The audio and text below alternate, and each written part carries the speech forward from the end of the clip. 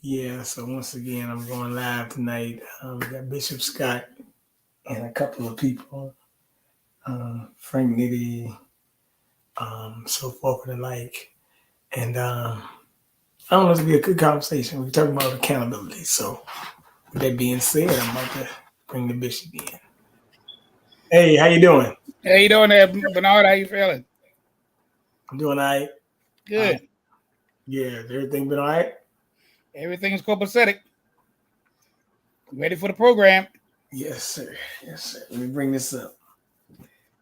And this is going to be, this time, I would say the views, art, and expression are those. And this may not be, as they would say this time, for the faint of heart.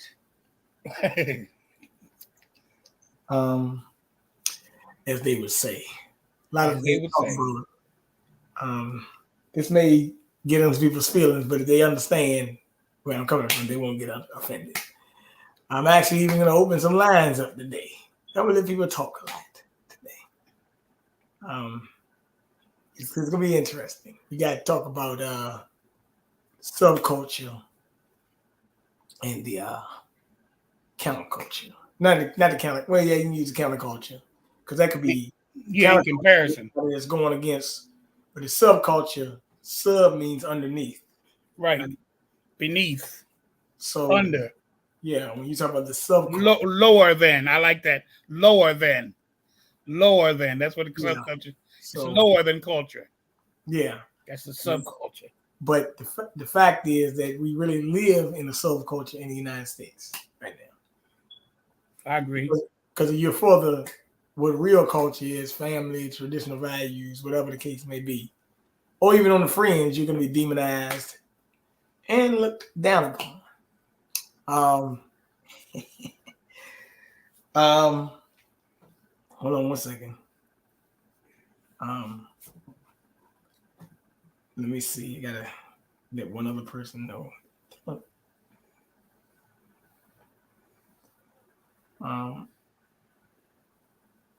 That's the video. Hold on one second.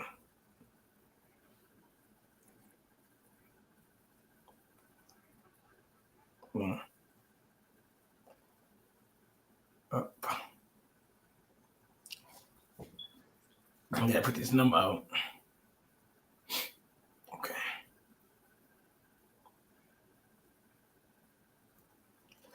Okay. There you go.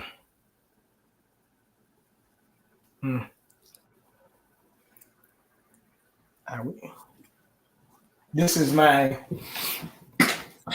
axe to grind because we talked about it. I'm just waiting for the other two brothers to come in. My axe to grind is I was talking about. We have been creating over the last, I would say, probably the last 40 years or 30 years, unnecessary markets. We create unnecessary. Hey, what's going on, brother? Hey, Frank. What's going on? How y'all doing, man? Not much. How about you, brother? Hold on. Maintain. Hold on. We got a call right here. Hold on. Hey, what's going on, bro? You hear me? Yeah, what's going on, man? What's up, bro? Okay, is that Wesley? Hey, Wes. Yeah, hey, he called earlier. I told him he called about an hour, but he called now. What up? Oh, I put it. Oh, I got it on the YouTube. That's why I tell you. That's why I tell you. We online. We on YouTube. That's why I said. Oh yeah, you can stay on the phone. You won't. But yeah, when I open the lines up, call back in because you gonna love this stuff. Gotcha. All right. So, what's going on, Frank? Man, just maintaining out here, man. Just living, you know what I'm saying? Just living, man. Living through the madness, you know what I'm saying? Well, Wes, he been dropping that hot heat with Bishop Larry Gates and stuff. But the thing I was talking about, matter of fact, I'm gonna let you go ahead and speak right quick, so I won't echo. Go ahead. What, you talking about me? Yeah. Is it still echo? Yeah. What the? I can hear it echo. That's weird, man. Damn.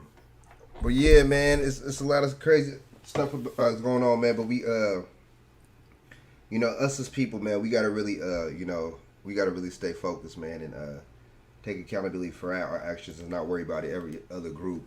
And you know what I'm saying, not care about what other groups are doing, man. Just focus and care about what we're doing.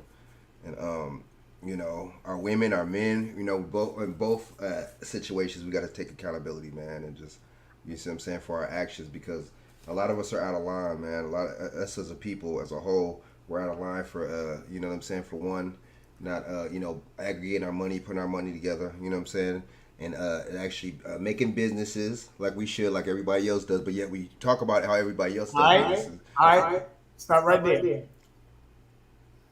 Go ahead and go on mute for 1 second. I'm gonna bring this up to you. I want y'all to read. All right. Y'all see that? We were talking about creating unnecessary markets, as I was saying, talking about unnecessary markets, right? The global hair and scalp market size was valued at $80.81 billion in 2020, expecting to expand at a compound growth rate of 6.6 from 2001 to 2028. Growing concerns among consumers and availability of new, more effective and safer hair products have led to a significant increase in the use of these products, which in turn boosted the market growth. The beauty and personal care and comprise skin care, cosmetics, hair care, and personal care has been affected by the COVID-19 pandemic. There has been widespread retail and convenience store closures, leading to weakened sales of various hair and scalp care products in the global market. For instance, Vasedev AG reported a decline in sales across the entire group at 1.9 during the second quarter of 2020 because of the pandemic. Now, let me bring up my take on this. Remember I said about creating unnecessary markets. Our hair has oil. It has texture. It has all that, right? But they just told you this market is $80.81 billion. That's a big market, isn't it? Pretty big market, isn't it, Bishop? Oh yeah, very big, very big. Okay, pretty big market, isn't it, Frank? Yep. Okay, good. So let me bring it to you. When I say creating unnecessary markets, if you want to get your hair done or whatever you want to do, all fine, right? That's what you want to do. But I'm saying that when they make markets off us, it's kind of a lack of consciousness is also going to the subculture. Like I said, you want to wear pink, green, gold hair, do what you got to do, right? But that's on you. But we don't have to subscribe to that subculture all the time either. You don't have to be a Barbie or a doll. Actually, a Barbie is what? A doll, right? That's what it is. And yeah. Wow. Okay. Damn. Hold on 1 second.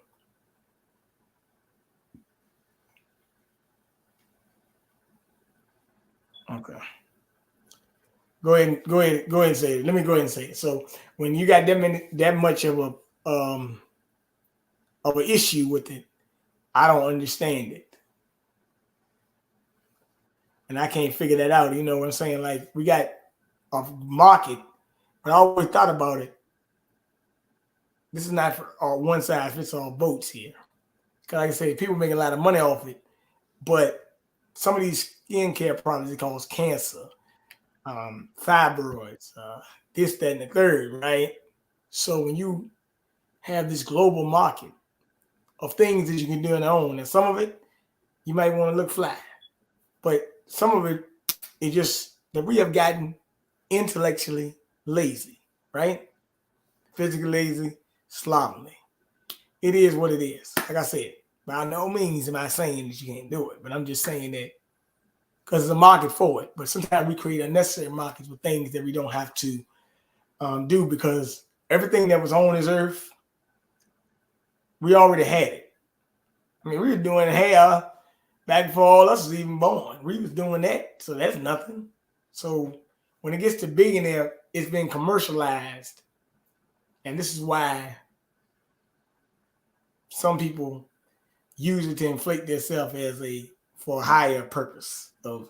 But Bernard, I see another dimension to it too. You're talking about $80 billion. How much of that is going out of our community? That's right.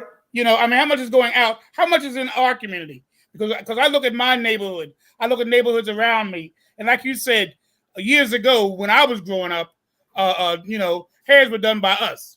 Yeah, it stayed in our community. So even if we had your hair done, or your hair cut, or you went to the doctor, or you went to the dentist, or you went to church, or whatever, it stayed in your community because it was your community. You didn't go but 2 blocks away to get your hair cut. You didn't go but next door to get your fish and your chicken and your meats. You didn't go but a couple of blocks away if you needed a dentist. It was all in your neighborhood, all in your community. Now it goes out of our community. So that $80 billion is deceptive in the sense of in relationship to our community. We're sending it out. We're sending it to the Koreans and the Latinos and the Arabs and the whites and everybody else that comes along the pike. We're sending our monies out of the community. So as you said before, it does nothing for our community. So therefore, it has no profitability for our community. We get nothing out of the deal. $80 billion are spent, and I would say a lot of that is spent by African Americans. But how much of it stays in the community of African Americans? I would say virtually nothing stays in the community of African Americans. Virtually nothing. Maybe if you want to be fair, 1% to 2% stays in our community. Everything else goes out. So that $80 billion is making some other group rich, powerful, and prestigious, while we stay a subculture within the culture. We're a subculture. That's the irony of it. We become a subculture. That's interesting. Go ahead, Frank. What you got? Just like Bishop said, man, I don't know why this damn shit's echoing. That's weird, but I'm gonna have to throw in the headphones in a little while. But like Bishop said, man, I agree, man, 100%.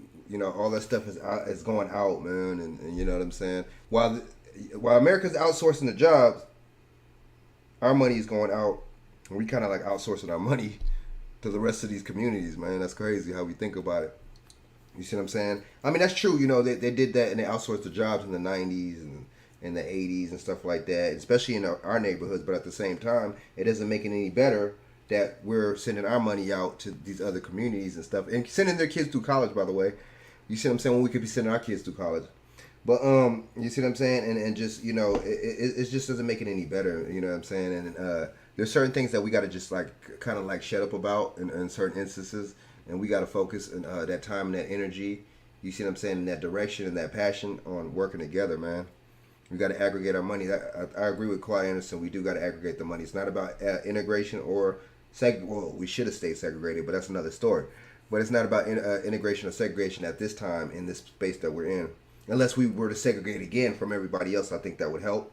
But it's really about aggregating the money. You see what I'm saying? And putting it together, man, and trying to make wealth. Because like I said on the Judge Joe Brown show the other day, it's about wealth. People kept talking about money and currency and the note. But, we got to focus on wealth, man. I'm sorry. Elon Musk and people like that and certain people, they don't even use money and shit. Let's just be honest. The people at the top, man. You see what I'm saying? But they use the wealth and their influence to get what they want and their credit.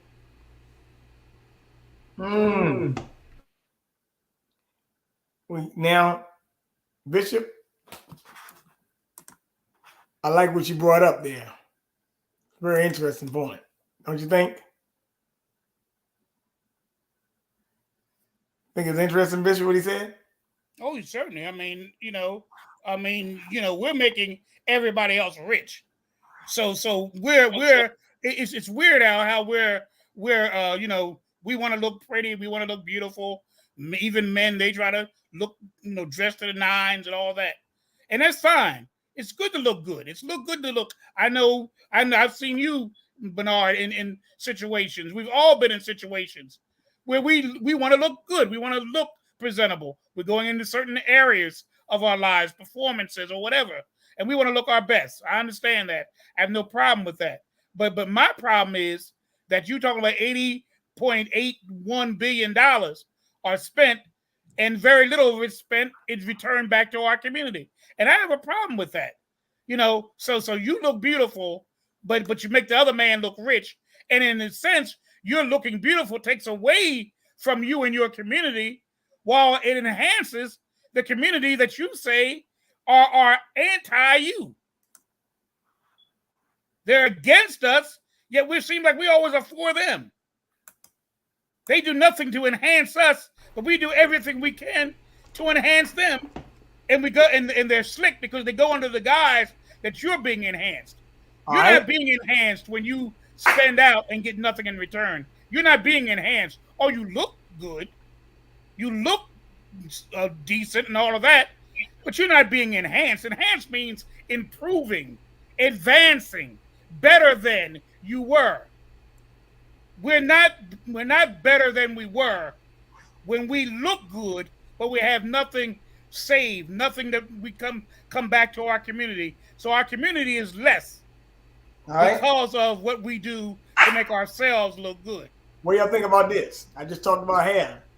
I can always come back to that. That was just one thing. Look at this profit right here. Baby formula market share to reach 109.10 billion by 2026. Features something of baby and infant food products to propel growth in the Asia, Pacific, and North America. Key players: Abbott, Yi Group, Habit China, Nestle, Switzerland, Michigan Perrigo Company. It's baby formula, man. Don't you got breast milk in your own womb? I'm asking. I mean, I'm telling you, natural things that we have, these people making billions of. That's 109 billion off baby formula by 2027. They planning to use. Are they gonna outlaw you using your own breast milk next? I'm asking. Do you realize how many chemicals in this stuff, man? Of course, there's chemicals in it. But that's how everything that's preserved has to have a chemical to preserve it. Breast milk is not preserved.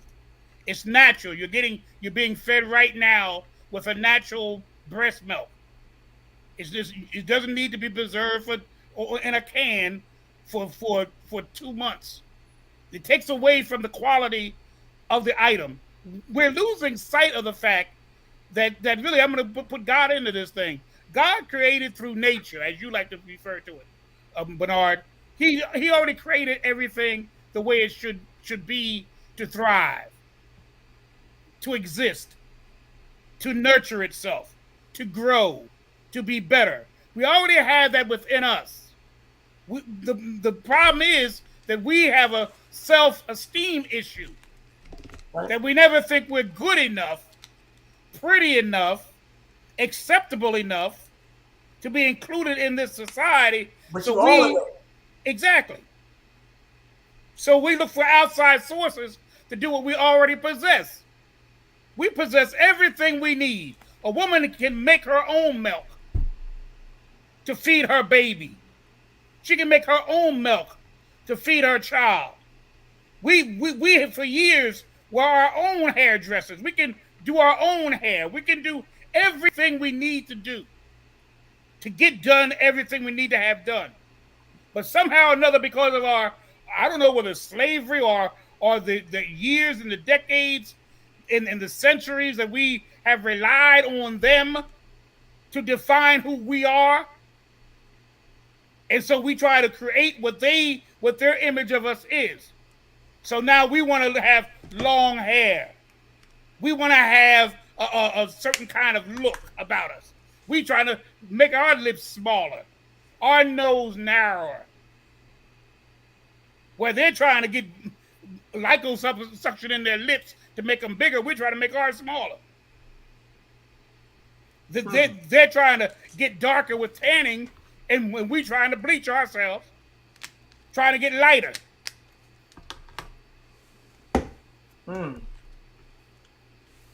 Everything we possess everything we need to accomplish everything we need to have accomplished in our lives individually and Hey, collectively. Bishop, can I ask you a question? Yeah.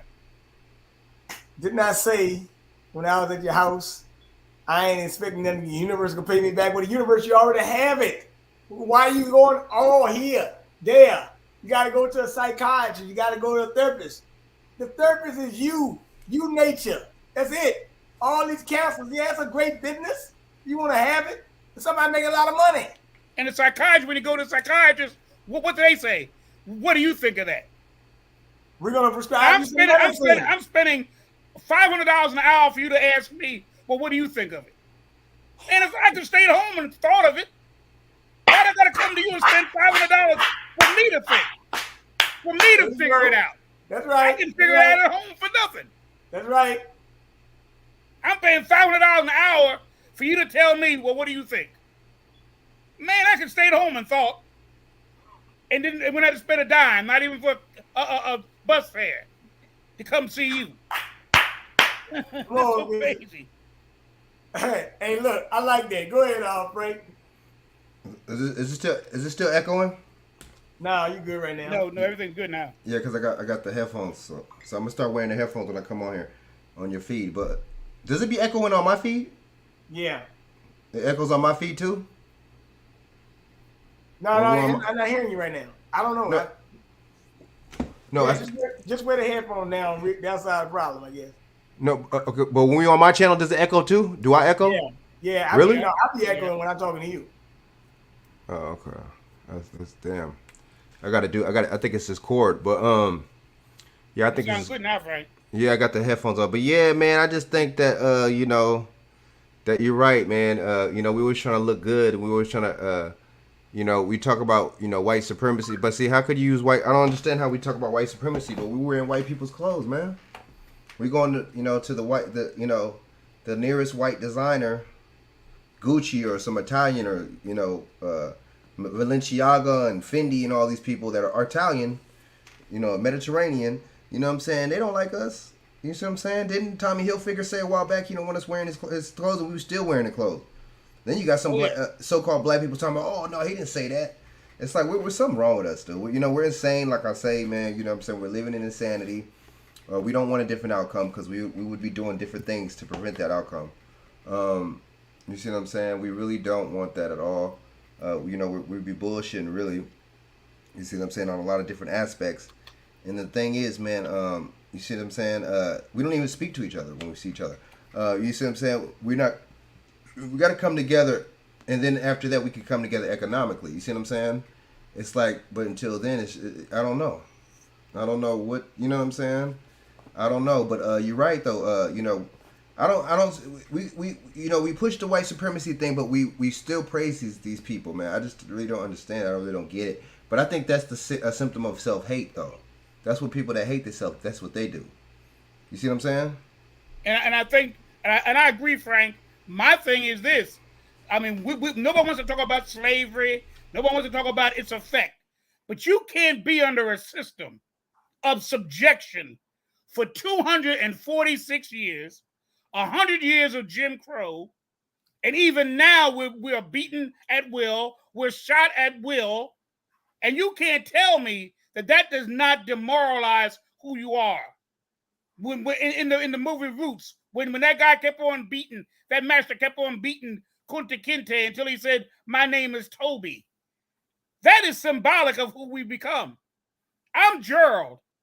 And Gerald's a German name. Bernard is not an African name. It's not our roots. That's an English name. Francis or Frank, all of those are the derivative of the same name. They're European names, and that kind of thing. And you can't tell me if I go to the school where the textbooks are written by Europeans, my name is European. The town I live in is named after a European. Everything about me, my ancestors were beaten and owned by Europeans. And then where am I going to find an identity with Africa? Where am I going to find an identity with my Africanness or even my blackness if you don't want to deal with the African aspect of it? Where do I find who I am? When for 246 years, I was denied knowing my name, my religion, my culture, I don't even know what town I came from. I don't know what tribe I came from. I don't even know what nation I came from. Hey, I got a question here. Now, Frank, it's a big market right here now, all right? We going deeper down this rabbit hole, all right? I'm going way out. Yep. I'm going way out the bounds tonight. We're going to tackle all this. I'm going to go higher and higher. I just told you them two markets. You realize I went up the ladder, right? One of them was higher and one. The shoe industry is $373.19 billion in 2020, especially the regular registered a compound growth rate of 4.3 from 2022 to 2030. The growing shoe sales are affiliated by e-commerce, extensive spending on advertising by foot brands, and rising demand for athletic footwear are the driving factors behind this. Furthermore, the rise into lifestyle issues such as stress and obesity are pushing an increasing number of people to engage in sports and physical activities, which is fueling the demand for comfortable and stylish footwear. Comfort became a top priority for customers well before 2020. For years, fashion footwear has been losing market share to more comfortable and athleisure-oriented segment. Let me bring something down here. I had talked about a lot of nutrition and personal training and all this stuff, right? And this could work out in my favor. That more people want to work out and stuff, right? Could work out, right? It could. But here's the deal.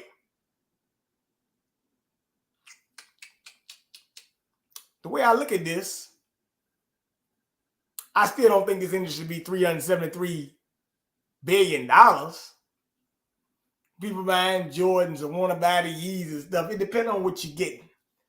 I mean, back in the day, Bishop, I know you and friends used to walk around the neighborhood barefoot sometimes. You know, you just sit your feet touch the concrete, right? True.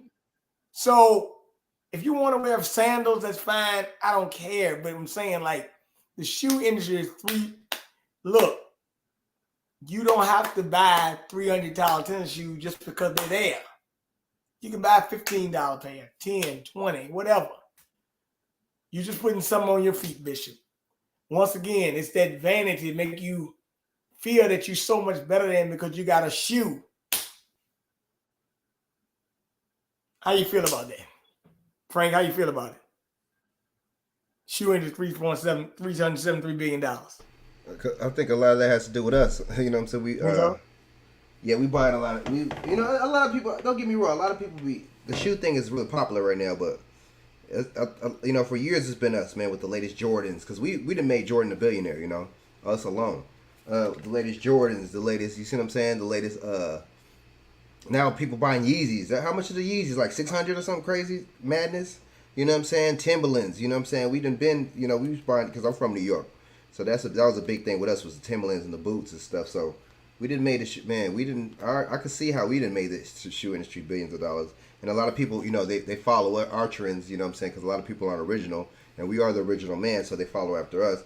So, they follow right into us and beating shoe heads, like they call it, whatever. So that just makes the shoe industry that much more, money. You see what I'm saying? But yeah, it's definitely into vanity too, man. It's definitely into vanity, man. It's all about looks. It's all about, you see what I'm saying, how we look. It's all about following the trend. You see what I'm saying? With the men, with the latest, kicks and the latest Jordans and the latest, you see what I'm saying? Chains and stuff now. And then with the women, with the eyelashes and the fake hair and you see what I'm saying, and the blobs of makeup. You see what I'm saying? Social media helps this vanity and pushes it too. Social media pushes this attention seeking and attention grabbing. You know what I'm saying? So I think if they didn't make social media, it wouldn't be as bad as it is now. But they didn't make social media, and they really, really, really, if you think about it, a lot of the time social media is really not for socializing; it's more so for advertisement. You see what I'm saying? All right, let me say something right here. I forgot to say it, but I'm going to say it now because I'm going to bring this up. Fair use, copyright disclaimer under Section 107 of the Copyright Act of 1976. Allowance made for fair use purposes such as criticism, comment, news reporting, teaching, scholarship, education, research. Fair use is permitted A copyright statute be infringing. Now, that's a big one. The pharmaceutical industry is worth what? $1.42 trillion. Significant increase in 2001 when the market was valued at just below just $390 billion. Okay. That means a whole lot of people buying pills and medicine and stuff like that. All right, sometimes you may need something. But this shows over-reliance on the pharmaceutical industry. This business is a $1 trillion industry with government subsidies to boot. Sometimes you got to get back to nature, man. That's all I'm going to say on that. You got to get back to nature with this. I mean, dang. That's a whole lot of money right there. $1 trillion. That, all the first three things I talk about, it ain't even close. And you know what? I just looked it up. That's what I was looking up a minute ago. It costs $10 to produce a sneaker, but it costs $375 to buy the sneaker. That's right. Now think about that. $10 to actually make a sneaker. And I'm talking about a high-grade sneaker. I ain't talking about no bobos and all that. I'm talking about high-class sneaker. $10 all it costs. But it's going to cost you $375 to buy that sneaker. Now, you talking about inflation. you talking about insanity.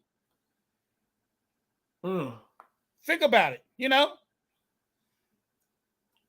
Okay. Frank, your thoughts? And that's real, you know. That's real. That just goes to show, just like I was talking about today about the price of a dollar, the value of a dollar ain't worth nothing, but yet, you know, America, you know, this Western society pushes it to where it's worth everything, or everything. You see what I'm saying? You can't get nothing without that. You see what I'm saying? It's a big illusion. You see what I'm saying?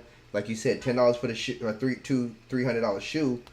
Same with the dollar. You see what I'm saying? The dollar ain't worth nothing, but it could damn near, you know, buy you anything you want. How's that work? Pretty much it. Okay. Now, let's go. Hey, Bishop. Yeah. You like how I'm hitting it, huh? Yeah. Well, I'm going to hit this thing hard tonight. Oh, here we go. I got another little market for you. Okay. I'm not even reading all these things. Otherwise, I'll be reading all day. Restaurant industry sales expected to hit what? Oh, dang, what happened here? Hold on. Let me go back in here. That thing disappeared. That's my fault. Might have disappeared on me.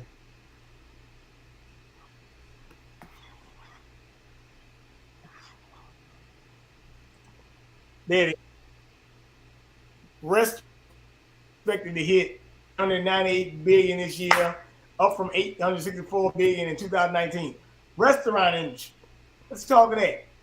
You know, every now and then people like to go get, you know, a prime rib steak, or, you know, they want to go out to eat. Well, it doesn't matter, Golden Grill. That doesn't matter.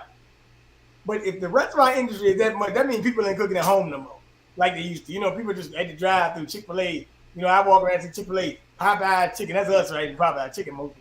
But what I'm letting you know is, what I'm saying is, ain't nothing wrong with a good meal if you want. I'm not saying it, but the fact that this industry is almost $1 trillion, man, that is up there with the pharmaceutical. So they take you to the restaurant industry, then you get overweight, and then you got a what? You know, you kind of like, then you got the pharmaceutical product, you get a weight loss pill. It's all tied together. Yep. All these industries are bloodsuckers off each other. And everything I put up, you can tie in each other.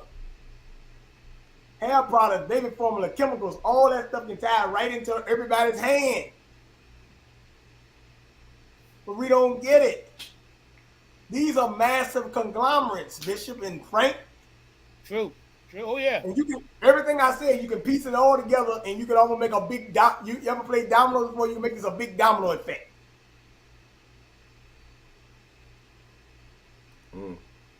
But go ahead, Bishop, you can speak on the restaurant industry. I know you used to cook at home when you was young. You won't go in the restaurant every day.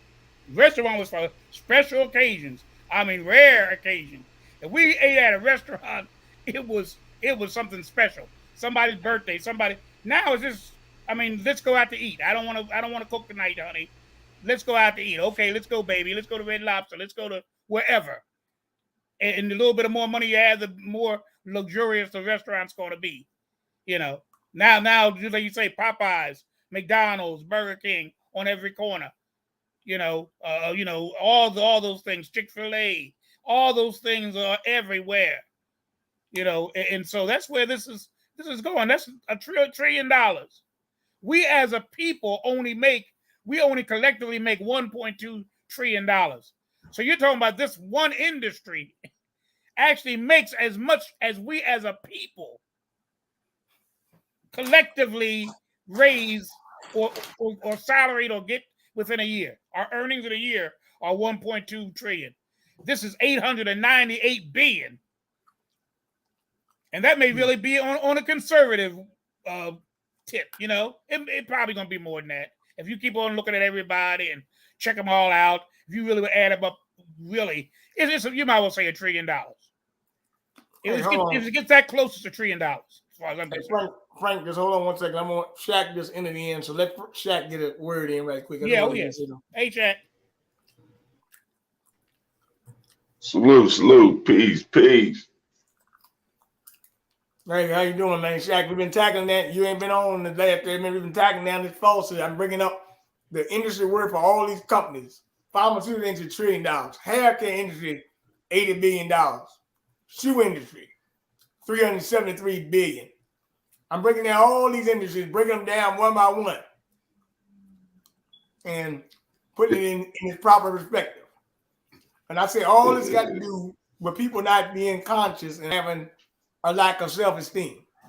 The baby formula industry was way up there, right? Mm-hmm. But everything that came on this planet, this universe, we already had it. So we ain't got to keep on making all these improvements. Well, you're absolutely correct. It wouldn't be a problem if we was the monetizers, if we was the monetizers, right? Mm-hmm. If we benefited off of, like you said, these things, we are just the consumers. We are the consumers of them. So we back to the vanity over sanity.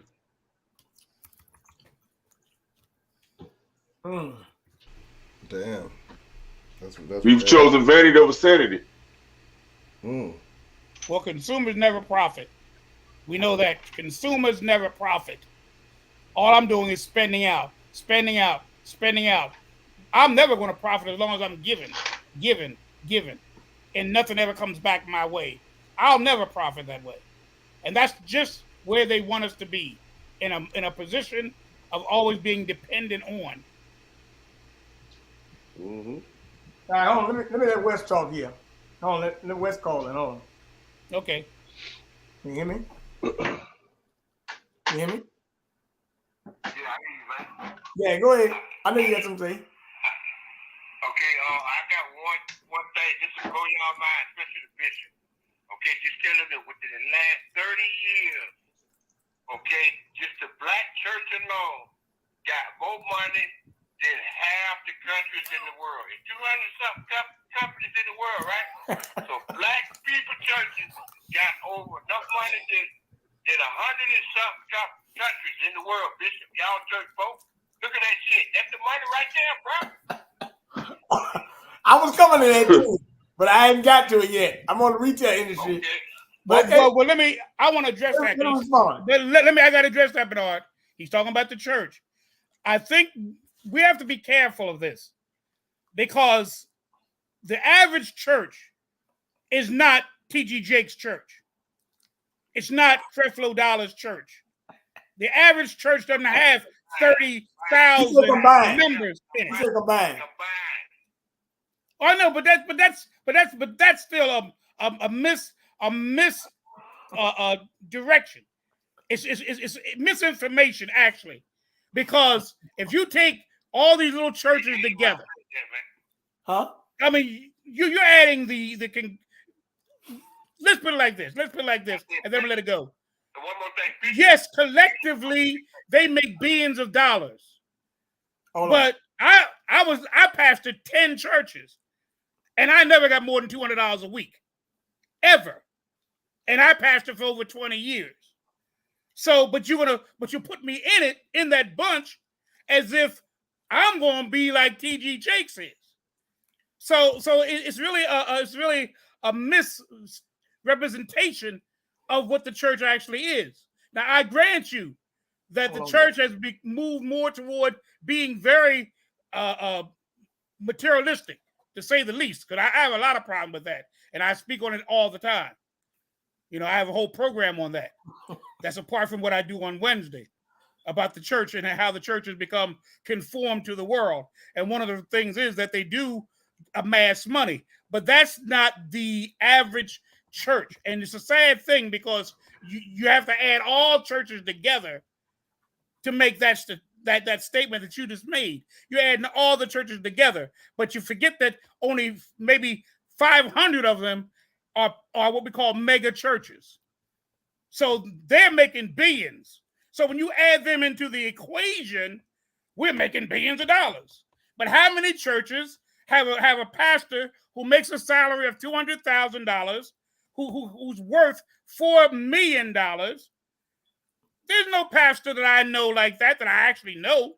I know of T.D. Jakes. I don't know him. I asked for him to come to my church, and he said, unless I gave him $5,000, remember I told you I had a church that never could pay me no more than $200. So how they going to raise $5,000 for T.D. Jakes to come preach? So we couldn't do it. I mean, there was he didn't preach for us.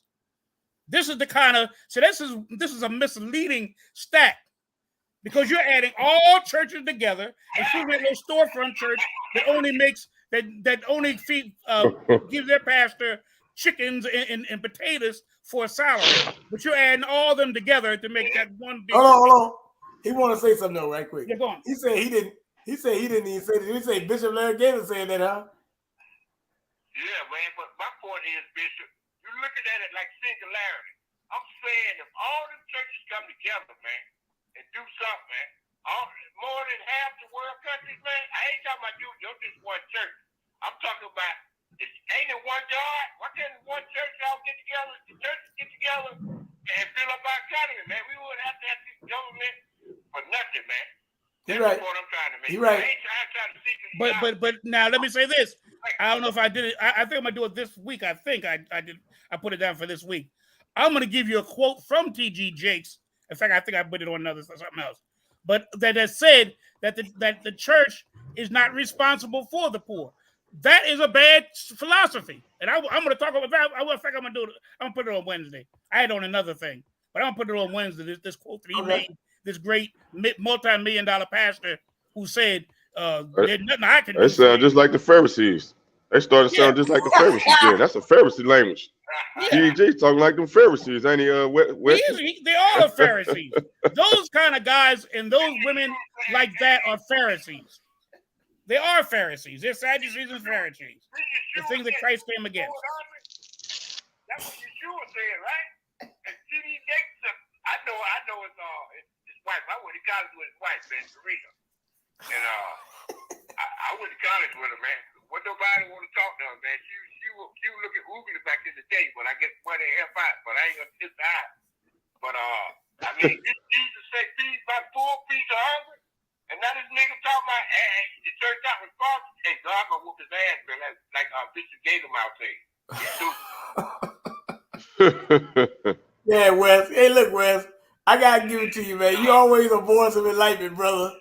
Hey. Yeah. Hey, look. I'm gonna drop some more heat in this thing. I got a couple more industries I'm gonna bring up. I'm gonna bring up that church industry too, because that was my last part. But yeah, I got you. So keep on listening and learning. Yes, sir. Yes, sir. All right. That was Wes. He called in and let it praises go. But thank you for calling in. Now back to the retail market. The retail market. Hey, Bernard. Huh? Hold on. Read some of your comments in the chat.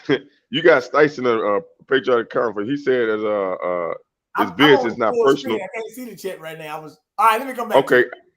I agree.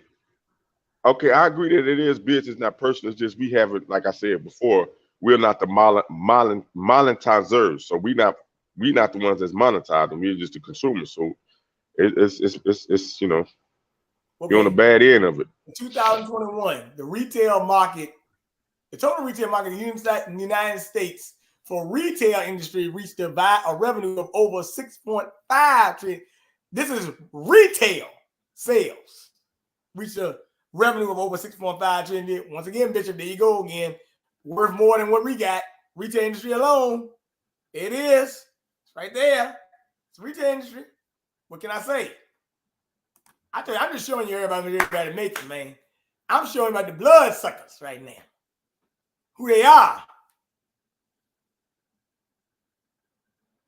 Pharisees are asking the Persians that Cyrus went to spy on the Jews that when they allowed to return to Jerusalem.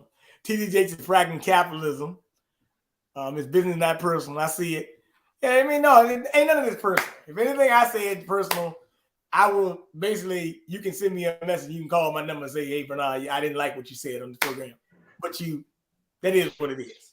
I'm not having my numbers up.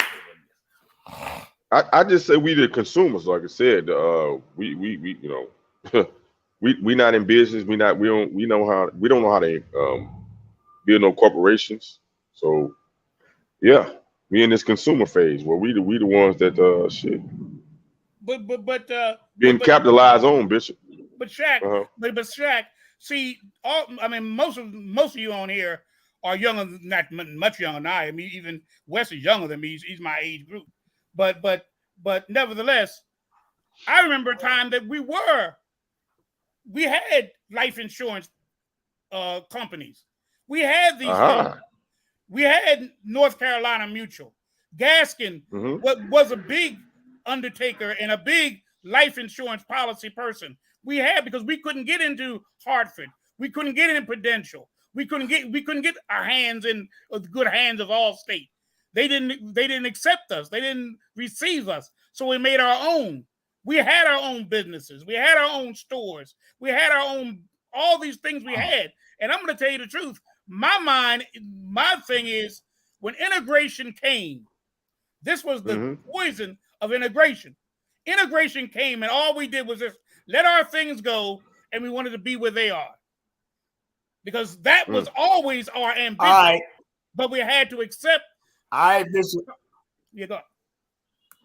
No, I didn't mean to cut you off. I was just bringing up the topic that Wes was bringing up, and we're gonna break it on down. I got it right here in the queue. But go ahead and finish what you're saying. I'm just telling you, I got it. I found something. Go on. I'm finished. You sure? Because I want you to go ahead and explain on what you're saying. No, I'm fine. All right. Hold on. Let me add to it. Hold on. Let me add to it because okay. No, go ahead and say it because I'm pulling it up. I'm gonna read this. No, I was just saying. Now, Bishop is absolutely correct. The integration thing, because it was like a reverse psychology. Now, I don't know if they knew what they was doing at the time, but it worked out well for them, aka the Europeans. That came to this land, the colonizers, because you are right. We had blacksmiths. We had a lot of our own companies. We had our own doctors, teachers, and stuff. They was teaching and let's be honest. Upon our own government and leadership, the children, the people were intelligent and sufficient because you was being taught by somebody that looked like you initially, right? Understood your lips, understood your language, understood your mannerisms, your hair, the way you designed your hair. Like people, all that changed. You had to conform to what they wanted you to conform to. They told you had big lips, right? So people used to suck their lips in. They told you had a big wide nose. So I remember back in the day, my grandma used to tell me like they had to pinch your nose and shit to keep from spreading. Yeah, so he all right. Folding our lips. Don't stay in the sun. Stop being in that sun. You don't want to get black. Comb that hair. You don't want no naps. You don't want no nap hair. Comb that hair out. So it was a change of our culture. That was a change of our natural culture. Like you said, we had mechanics. We had builders and stuff, like people that were carpenters, everything, plumbers, electricians, all that. People grew tobacco. We could cotton. That was our natural. Some of our ancestors, the indigenous people that we came from, that was one of that. That was a commodity. This land was not a poor land. It was rich people were making money off their land. People was growing their own cotton and selling and making a life from their own stock cows and their own livestock and buffalo and stuff, right? So all that changed once the colonizer came over the years, and we wanted to be. They made us wanted to look like them and be like them and be involved with their business. It was a great mind fuck. Excuse my language. True. All right, let me bring up something here. Frank, you got anything on that?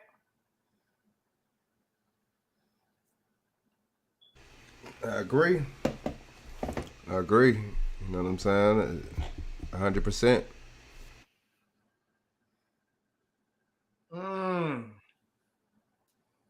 And let me add one more thing, Bernard, to that too.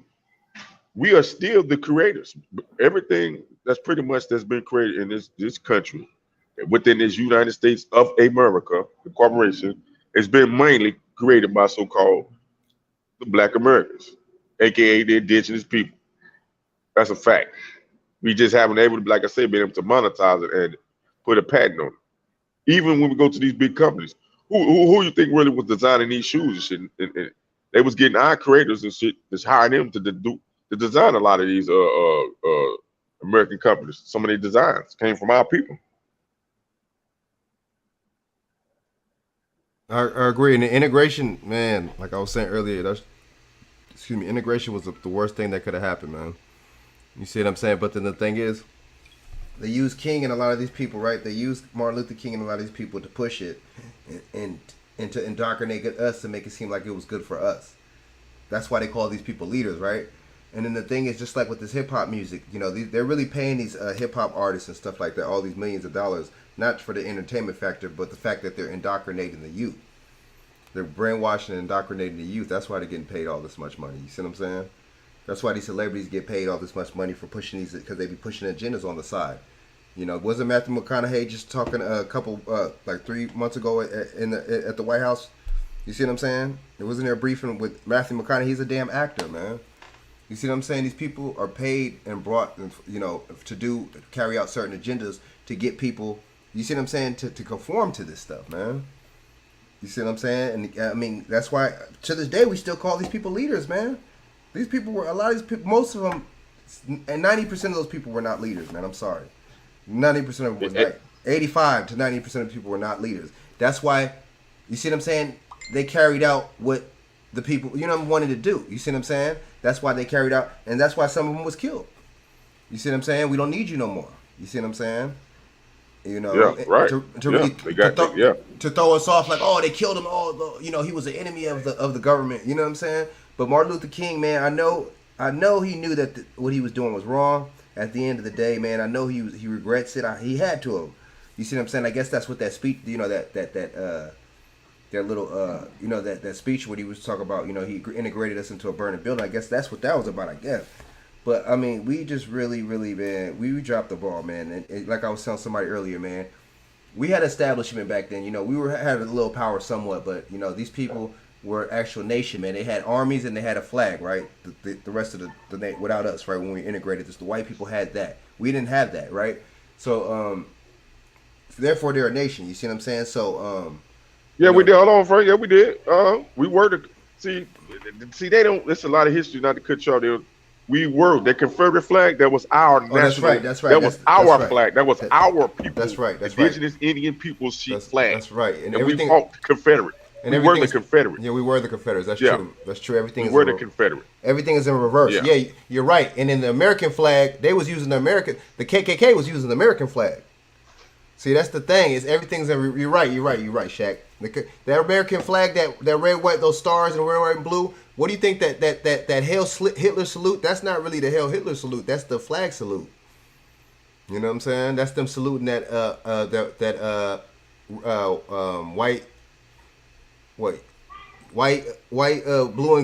white, and green, blue, white, and red, red, white, and blue. That's them saluting that. You're right, Shaq. But you see what I'm saying? But I mean, well, they still had more power than us, though. You see what I'm saying? At that time, as far as monetary and businesses and stuff like that. But we had our stuff. Our stuff was booming. You see what I'm saying? And then the more traders, like you said, Frank, not to cut you off, because they wanted to what? They wanted to make money. They wanted to make money. So guess what? They sold certain things, Yeah. and they wanted to be part because they wanted to get the money off of it. Some of the people that looked like Mm. us back in the day. They want so it ain't like they just the whole story about that slave. We don't not getting the real history on how it became, how it come, even the transatlantic slave story. Not how it didn't. It's not how it was told. Like you know what I mean. Like a lot of people didn't volunteer to be. You know what I mean.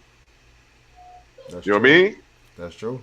And they were selling, and they wanted to be part of something. They wanted to make the money. They wanted to make the money off of it. But the colonizers, they capitalized on what?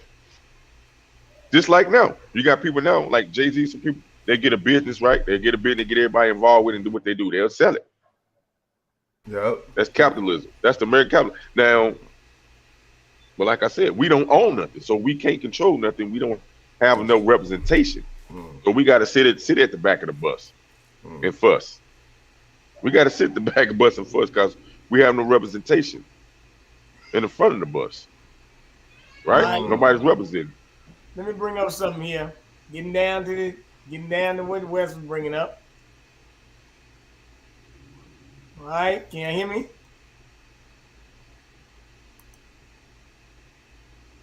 Black churches have collected $800 billion in 10 years. If the area was to demonstrate black people proud and business the area of religion, they have always been incentive for generations to give generously to churches. The reason could be any of the following: the promise of 100-fold blessings returned to you when you give, thankfulness for spiritual and social and spiritual entity that meets many needs, the wonderful pastor instilling unflinching loyalty, the willingness to give because God has been good to them, the threat of hellfire and damnation, simply obedient to a section of the Bible which asks for tithes, often with tithes and 10% of their income. Bear in mind that everybody is paying their church coffers is voluntary and does anywhere, and only those who can afford it and want to pay actually make donations. Though we've heard the stories of bounced church queues written church, these come from the occasional person with good intentions, but a low bank balance. Black churches have collected more than $450 billion in tithes and donations since 1980. With a Senate investigation into the finance of several megachurches underway, the prosperity movement has been a target of mounting criticism from inside and outside of Black church. Specifically, some fluid minister John Intention Isle, some clergy and lay people alike. Researcher Henry E. Fellows' study of Blacks' donation habits demonstrated per capita spending of $508 per year and $209. Another source, Tyler Media Research, estimated the Black church revenue approached $17 billion in 2006. One church, the Reverend's Dollar World Changes, reported $69 million in 2006 income. It's found out how long this article is. I might not read it all. The church has gotten caught up in mainstream materialism and greed. That's what Bishop said, a lifestyle. Many ministers today want to live like celebrities and they want to be treated like celebrities. In other words, instead of church standing with the community, the church has become self-serving. Congregants generally, even people who congregation generally do not generally approve of their past lifestyles. Mainstream politics in Black communities are demanding a better accounting of return invested off by churches to communities that fund them. Meanwhile, legions of faithful churchgoers defend their past and accuse their detractors of applying a double standard. They ignore the losses of wealthy white televangelists while underplaying the economic development and social service functions provided by the Black church. So, I just read one more article. Many of these men, such as Dr. Dollar, the T.D. Jakes, have viable businesses. T.D. Jakes been putting out for years books. They're now directing movies. Dr. Dollar, he has a PhD, a psychology counselor, physiology counselor for years, making $150 an hour. And he has books out. And he has a record label that's under Universal Music with Grammy nominated. When these men put out books, they get $1 million contracts. They say Joel Osteen is not taking a salary from his Houston megachurch for 2 years. He owns one house. But I'm not going to sit here and read the whole article, that other stuff to put up. But y'all got my drift on what I was saying, right?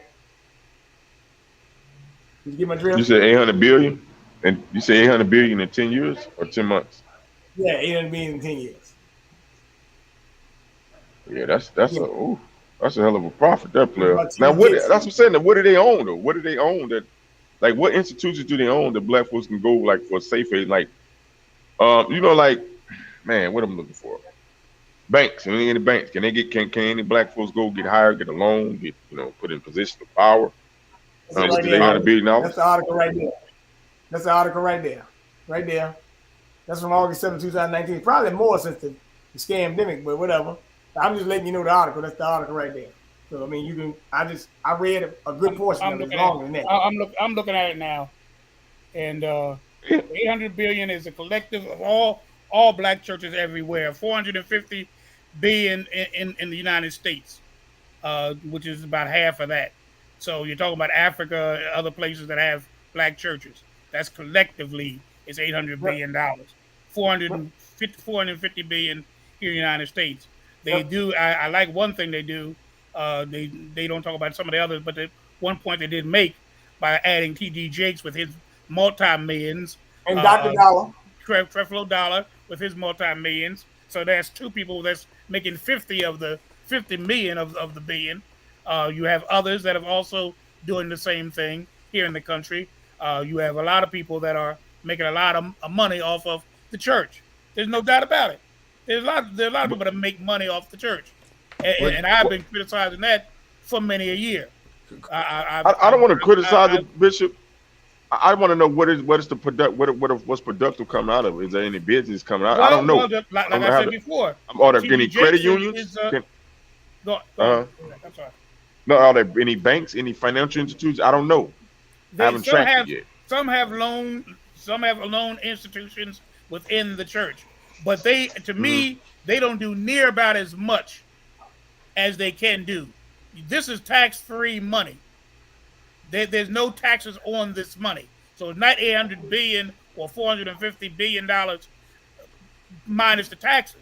There is no taxes on this money, so it's pure 400 and some billion dollars of money. That's a travesty when you have ghettos. And the sad part about it, most of these cities, most of these churches sit in poor neighborhoods. They're in Atlanta, they're in Philadelphia, they're in Baltimore, they're in Florida, in the poor section, not the ritzy sections. But most of them live in poverty. They are sitting in poverty dwellings where the people can't even buy a car. They're coming to church on a bus, where the pastor has a variety of cars he can choose from a Mercedes to all the Mercedes Benz to a whatever. And that's a travesty. I mean, there's no doubt in my mind the church has failed in helping the people. Now I'm talking about the church. I'm not talking about particular churches that are doing things. I know churches in my neighborhood, little storefront churches do more than these mega churches do proportionately. Go on, Bernard. I want to bring up something. I made a mistake earlier. Earlier today, I made a mistake.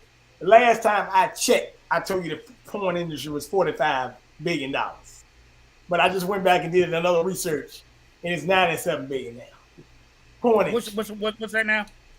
The porn industry is worth $97 billion. I told you earlier today it was $45 billion, but it's actually $97 billion now. So my mistake, I made a mistake there. I said it was 45. That's the last time I checked on it. But when I go back and look at it today, I wanted to bring this up to Unite. I made a mistake. It's $97 billion. Yep. Porn. Now, Bernard, you have any research? Pull this up. If you can research, pull up how many billionaires is in the United States of America, and then pull up how many of them are, what percentage is black. Pull it up, yeah. Before I open the lineup for calls, that's the last one. Let me bring that up last. Okay, read some of the chats too. People in them chats going in, boy. They're going in on the comments. Okay, so Fred, could I let me? Okay, so I know that was addressed to me, that comment. Okay, we're not just gonna blame Martin Luther King. We're gonna blame the Big Six. We're gonna blame some of these other people too. Abernathy and all them that got that $1 million. That got that $1 million to sell us out. Didn't Malcolm X put that out there? You see what I'm saying? I mean, let's just keep it 100. You know, we talk about it ain't just Martin Luther King. You see what I'm saying? But I'm just saying he's the one that they put to the forefront to push for the integration. You see what I'm saying? And the thing is, he wasn't the only one though. Let's talk about Bayard Rustin, right? Bayard Rustin used that platform and all that to push the gay rights too, though. Let's talk about Stanley Levins. You see what I'm saying? Stanley Levins was the Jewish communist. You see what I'm saying? That piggybacked off Martin Luther King and basically wrote that "I Have a Dream" speech. You see what I'm saying? And you know, he kind of had a little bit of say so in that March on Washington too. So, I mean, these people have handlers, man. You know what I'm saying? These people have, you know, it's not just them. You know what I'm saying? It's somebody giving them directions and everything behind the scenes. You know, but I'm not just trying to put it on Martin Luther King. But he was the forefront of the integration movement. You know, he was one of them. The Big Six, like I said. I mean, we can pull it up right now. But Malcolm X said that they sold us out, right? And they got $1 million. They got like 1 point something $1 million all together to split for that. You see what I'm saying? Just like I said, the entertainment industry is the same way. These people aren't getting millions of dollars because they're entertainers and stuff like that. They get millions of dollars to indoctrinate our youth. You see what I'm saying? Indoctrinate our people. Now, I will give Martin Luther King a little bill because I have done some little more. He was the boycott guy. So he was about some tangible boycotting, and he was able to get people, and people was able to follow him because back then that was a great tool to use to get something done, to be able to boycott. We don't have no boycotter right now. We're gonna follow and lead into a boycott. We just don't. So I will give him the bill on that. And they used him. They did use him. It was COINTELPRO. They used him, and once he figured out, like you said, it was too late by then. You know what I mean? So I will give him some bill, Bishop. Martin Luther King was a militant for us, like I say, boycotting and getting some tangible things done for progress. I will give him that bill. But let me say this about Martin Luther King, because I was alive. I met Martin Luther King. So people talking about what somebody said about him and all that kind of stuff, you know, they came from a different position than Martin Luther King. So he was not popular amongst. In fact, I'm gonna be honest with you. Martin Luther King has never been popular. When I was coming along, there was only a certain segment of the community that liked Martin Luther King. Most preachers didn't like Martin Luther King. They thought he was too militant. They want him to keep his big mouth shut and stop all this agitating. That's what they called it. He was an agitator. Remember, the one who cut him was a black woman who ran up to him and cut him in the throat. So, I mean, he was no kumbaya. He's become that with you all. But he wasn't that with me with during my time. He was not that popular during my time because of his radicalism. He was looked at as radical. Now, I'll say this about Martin Luther King. Martin Luther King, even he acknowledged the fact in his last 2 years of life. Now, keep in mind, I always say this, and I want to reiterate this. Martin Luther King was younger than everybody on this platform right now. Everybody, except for maybe Bernard, and he was only 3 years older than you when he actually was assassinated.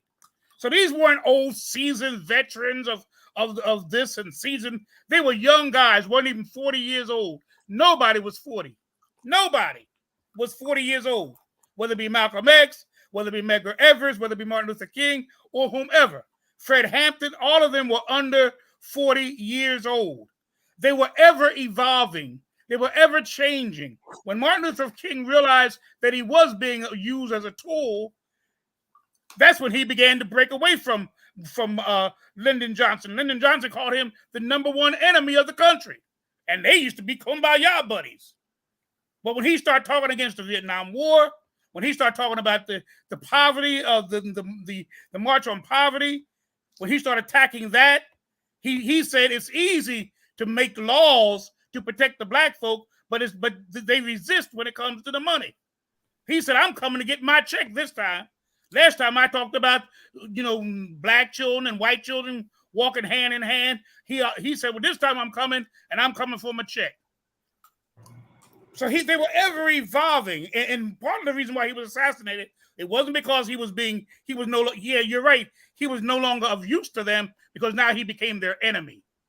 He was talking everything contrary to what they wanted. And that's why they killed him. So what is that? What is that? My bad. Shaq, what does that say about the preachers? What does that say about those preachers that's saying he was too militant? They were sellouts. Okay, yeah, they were sellouts. They were. The thing is, man, money. I think other people. I mean, we value money. I think. How do I explain it, man? You know what I'm saying? This money and currency thing, we don't look at it as something of non-value. We look at something of value. And see, the thing is, we buy all these designers and these cars and look a certain way because we really don't have no wealth. A Jewish dude, he'll go into a Jewish wealthy cat will go into Walmart and have a Walmart fit with some damn, you know what I'm saying? Some damn Pro Kids or something, or some damn Vans on or something like that. They don't have self-esteem issues. We have self-esteem issues. We don't think of ourselves as being worth anything. That's why even when I listen to some of these programs that I'm a part of, when there's a white guest, it looks like everybody listens to him or her. I mean, religiously. They'll, oh yeah, you're right. Oh, you're right. He's a white man. Come on. Bishop, you know I push back. Us about our history. A white man's teaching us about blackness, and we just, oh. I said, my God, I turn it off. When that happens, I turn it off. I said, well, it's time for the old white skin nigga to get off the air because this white man took over, and I don't need that white man to tell me what it is to be a black person. Hey, wait a minute. Let me bring something up. I want to bring up something right quick. I told you, Bishop, the porn industry is worth $97 or $95 billion. I forgot. I think it's 95. The movie industry is $91.83 million. Wow. No, $billion. Wow. The porn industry makes more. But it said on that article, y'all were talking, I was reading it. It says that the traditional porn is out. Webcam models and these types are taking over the porn industry. So it's no more of like, you know, you going to the store and buying a flick or something like that. Now it's like webcam models, IG, OnlyFans, you name it. But the porn industry is making more money than the Hollywood. Let's put it like that, right? That's crazy. But here's the deal.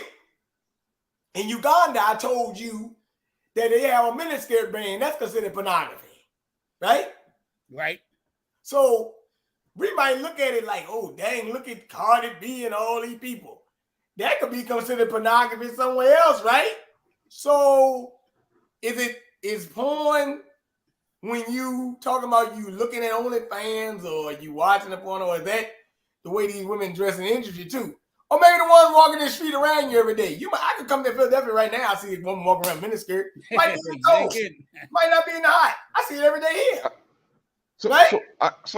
So Bernard, so as we saying porn is anything that we over gratify? Could we deem porn anything that we over gratify? Or we indulge in too much? Food porn too. Yeah. We got murder porn. We got all type of violent porn. Trauma porn. The people trauma. There you go. That's the word I'm looking for. Trauma porn. Thanks, Frank. Yeah. Yep. Yeah. And then see the thing is, I think white people look when they see Marshawn Lynch get done the way they done. It's funny how they have a different perspective. When we see it, we have a different perspective. You see what I'm saying?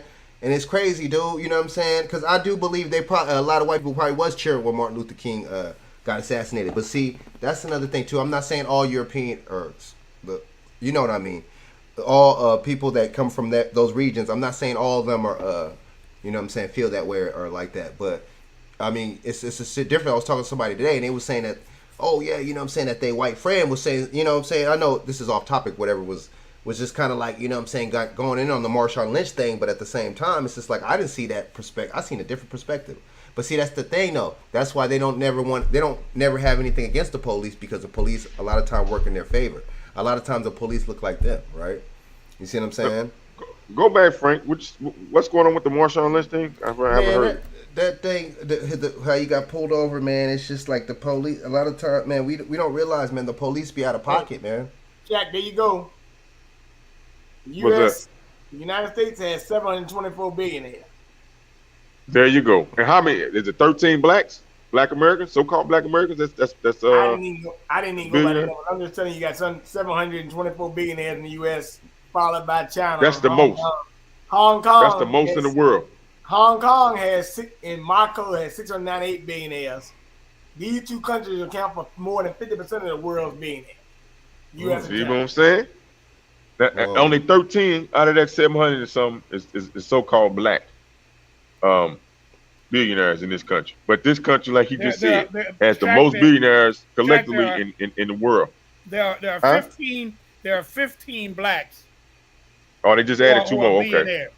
A couple weeks ago, it was just 13. So they adding some. Okay. Yeah. Two. Two. Whoop-de-doo. Hey, Wow. Whoa. Hey, but Frank, we take it over now. But let's talk about the policing, because people keep trying to overlook that policing. Policing has been put on us because of what?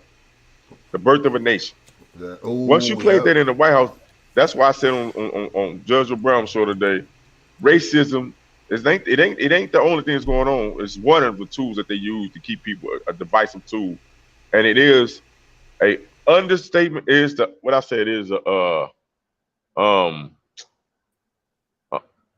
undertone and overtone of this country, because what? There was a race here, or there was people here prior to what? People migrating to this country and doing what? Warring with the people from this land and tricking them, trying to trick them out of their land, which they not tried, they did. They went to war, right? But for you to play that in the so-called the White House, right? To play a birth of a nation, which what? That pretty much was what? A birth of a new nation, right? It's separated. That separated it. And that mindset, no matter what we say and what we do, that mindset is embedded in some people, original people, Europeans, and some of us, black and others that's mixed in this country. That mind, and others globally, some of the Africans, some of the Asians, that mindset is mixed in their mind that those people are not to be humanized. Those people are to be demonized as human, as human slaves, animals, lie and stop. They put that image on us. So yes, when you're gonna have a police force to come in, they're gonna look by that. They're gonna use that mindset, right? You can walk down the street right now. Now we all are part of it. We have been part of profiling our own people. Right? We have profiled our own people. I can guarantee you, the average person, black, walk down the street and see a group of black men would be more aware that they might get robbed from them than if they see a group of white kids, white boys walking down the street. And you'll see whites do the same thing, clutch their pearls. You see people, like same thing happened with Terrell Owens in his neighborhood. Now, that woman had to know that man was living in the neighborhood because they had run-ins before. But it's a mentality that was put on the so-called heavy melanated man, and not saying it came from the European white, because I'm finding out that the European black were racist toward some of the other so-called blacks too. They played part in it. Yes, sir. I got one more industry to bring up. You talked about some billionaires, right? They go two of them right there. Kanye West, 6.6 billion. Jay-Z, 1.3 billion. Diddy, 900 million. And Dr. Dre, 500 million. The hip-hop industry, I think I just looked at it, is $15.6 billion. They don't even touch the movie industry or the porn industry. They getting hammered by them. But they go two black billionaires right there. And we still don't own none. They still up under Jewish leadership per se. Ain't that something? That's right. But what I'm showing you tonight is I'm breaking down all these industries. I done covered the hair industry, the baby forming industry.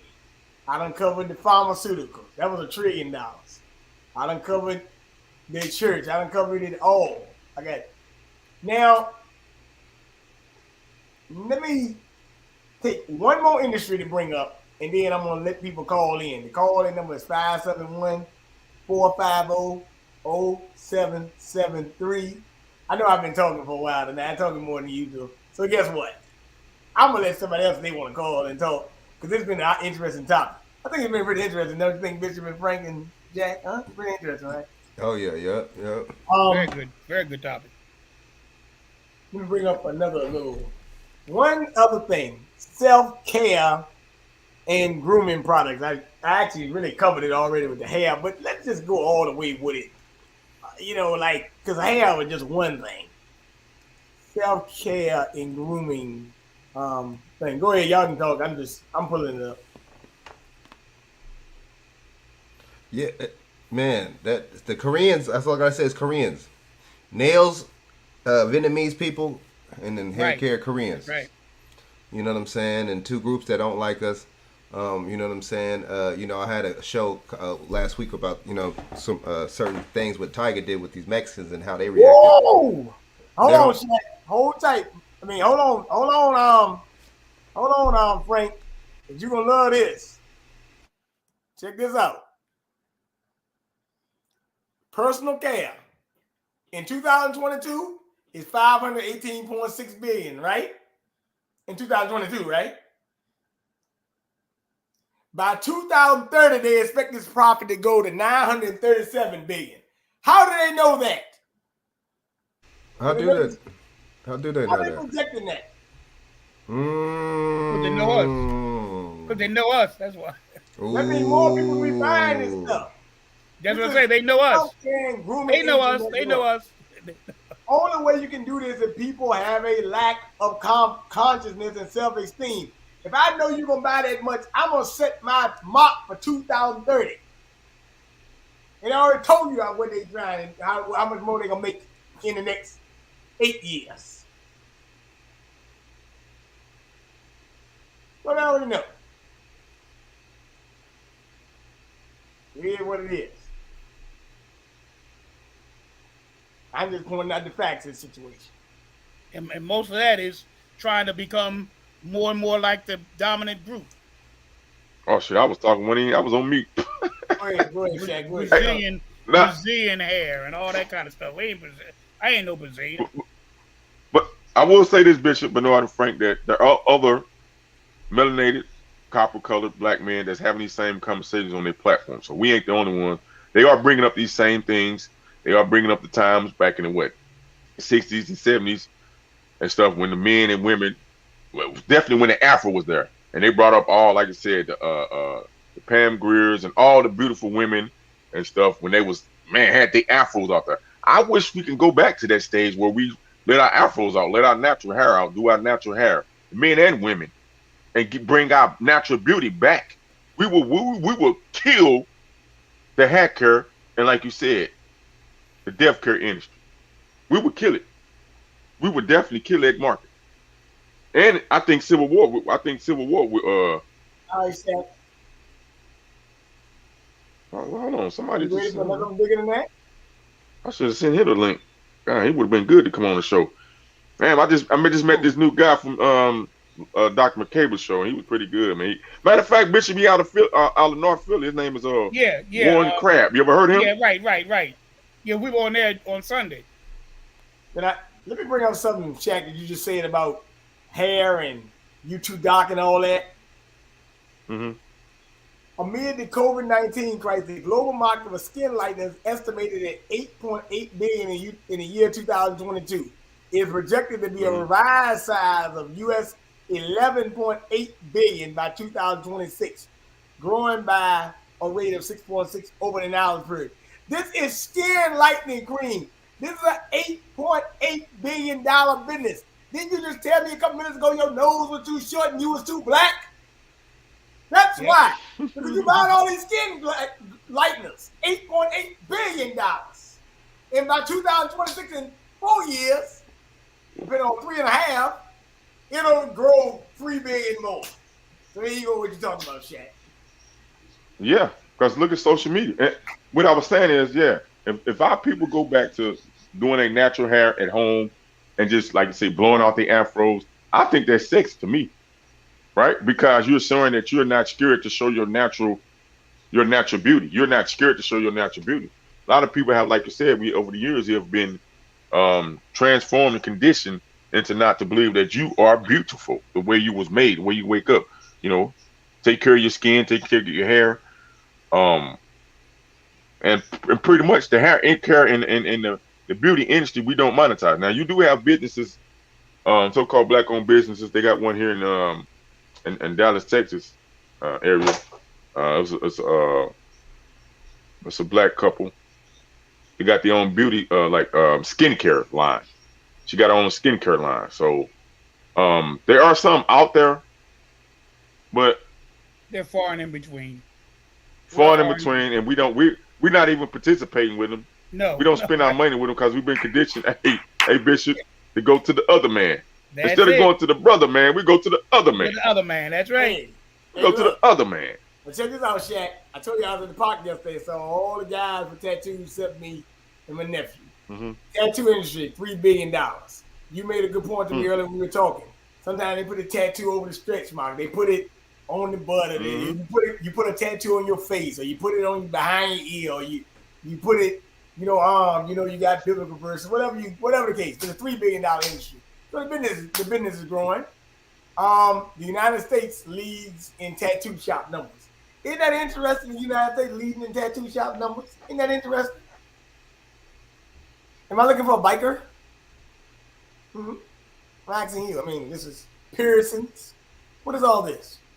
Back in the day, you see women with 2 earrings, maybe a man with earrings sometimes. Now you see tongue, eye piercings, all that, nose, all that. What's going on? Nose, upper lip, nipples, chest pierce. I done seen them have piercings in like they up under their skin on back of their hand. It's pierced. They got piercings everywhere. I said, wow. They cut their tongues. Would have they're splitting their tongue. Where the tongue doesn't do like that. So, let me ask you a question. Bishop, we are officially in the underworld. I done told you, Bishop. I said the last. My topic was about the subculture. The word sub means underneath. You can't praise this stuff. This is underneath. This is beneath you. It's dehumanizing. But dehumanizing is only to the beauty. Chaq, the word is beauty is in the eye of the beholder. This stuff has become so commonplace. You don't even know when you're being dehumanized no more. That's a lie. I used to believe that because if I tell a young lady that, baby girl, you look beautiful, she'll tell me, well, I don't do it for you. Damn. Bishop, Frank, I'm telling you, baby, you look nice. You look gorgeous. You know what I mean? To me, that tell you look gorgeous, baby girl. What are you doing? No, I gotta do my hair. I can't go nowhere. I gotta, Or put them I gotta put my lashes on. I gotta put my hair on. I gotta stupid looking eyelashes on. Damn, baby. Snuffleupagus looking eyelashes. You know what I'm saying? That is true. Yeah, man. It's and it's getting into all cultures now. Because, like you said, Frank, you had a couple shows, Frank, on your own platform where you had a Filipino or Asian descent guy that he was talking about how, and he was young, right? I was the dating market is messed up for him too. Damn, dude, that's you know what? That's a good point, man. That's a good point, man. Yep. Remember? Yep.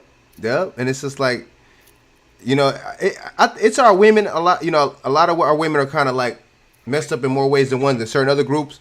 But other groups have that indoctrination too nowadays, man. The social media, it just spread like wildfire, man. That superficial look in the lashes and all. That's not just our group of women. That's a lot of these females are doing that. Going on, black women go out, black girls or whoever go out with the bonnets, and then these other little race chicks, they go out with the damn pajama pants on. I'm like, okay. So yeah, to each his own. But you're right though, man. You know what I'm saying? And it makes the females more superficial. It makes them more vain. You see what I'm saying? And it makes them suffer from vanity. You see what I'm saying? They don't even know what the hell vanity or being vain is. You see what I'm saying? They're so brainwashed, But like I said, that's why these entertainers, these Beyoncés, these Nicki Minaj's, you see what I'm saying? That's why they get paid so much to indoctrinate, not just to entertain. The reason why these shows are so important for us to hear our voices and women and men and young girls and young boys to see and hear the different generations. You got Bishop, you got us. We in the 40s, Bishop's in the 70s. You got West that's maybe what 50s, late 50s, 60s or something. You need to hear that because other cultures get that. They got that that leadership, that guidance, like, you know what I mean? From interior guidance, you know what I'm saying? And dang, I was finna add something to it because it's definitely perfect. Well, I'm saying these platforms are perfect for us to have these conversations and stuff because we haven't been taught. In my 40 years, I haven't been taught how to be a team player to people that look like me, to build corporations and business, to build business and do business with people that look like you, to trust it and have loyalty to people that look like you and work together to build something.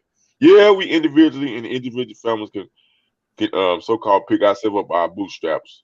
But when it come down to it, as a group of people, we're divided. We're separated, we're divided.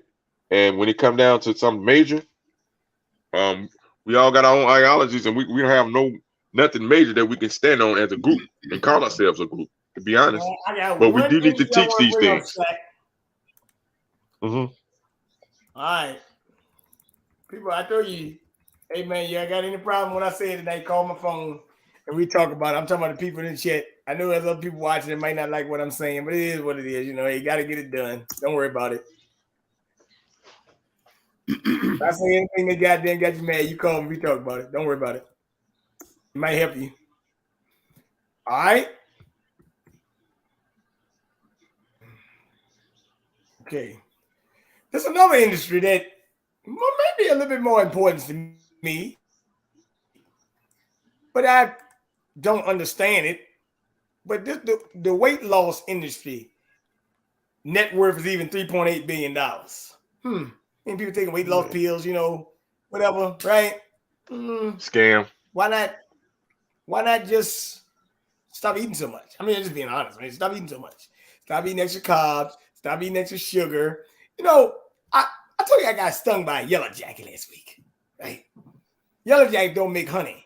But like I told you earlier in the phone today, Shaq, real honey costs you $10, $11. Not this fake honey they putting in there. And syrup, real syrup, maple costs you about $7, $8 in a glass jar. Not a bottle. Ain't no your mama Pearl Milling Company. None of that nonsense. Bishop know about real syrup. Oh, yeah. Real syrup won't in no damn plastic bottle. It was in a glass jar. It was thick. Yes, it was. Very much so. Real honey that come from a bee. You ain't buying it for $2. You ain't getting out no packet. Right? So that's really water and high fructose corn syrup and stuff. Read your packaging. Me and Shaq even talk about ramen noodles. Has no nutritional content. Actually, it can be linked to obesity. So you talk about this weight loss industry. Stop putting all the damn carbs and chemicals in the food. You won't even have a weight loss industry. All these industries profit off the other. Domino. Wheel of Fortune. Boom. Yeah, it's like bowling. I don't tackle, you got 10 pins. I don't tackle at least 10 subjects. And all you got to do is knock them all down and win, and you find out the answer to half of your damn, 95% of your problems right here with all these industries I named. I call it the Wheel of Fortune. Hey, Frank, is it Wheel of Fortune? Hell yeah, man! They sell you scam. They sell you. See what I'm saying?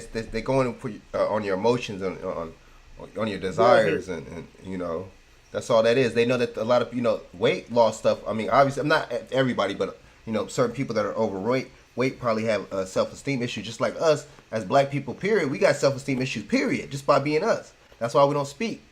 You see what I'm saying? So that is like how a big person like kind of binge, or they get stressed or whatever, so they kind of binge eat. That's just like us. We binge buy. You know what I'm saying? We binge buy because we're not happy. We're not happy with each other or with ourselves, so we going in binge buy from everybody else, right? Hey Frank, you're right. I click on Amazon when my eyes get big. Nigga. I hate Amazon, but I love it at the same time. I was just on Amazon right now. That's what I'm saying, man. Like I was looking at some stuff right now, man. Hey Frank, I'm like, your boy, New Jack City. What your boy from New Jack City say? He keep calling me. Damn, man, He keep calling me. But see that, I'm telling you.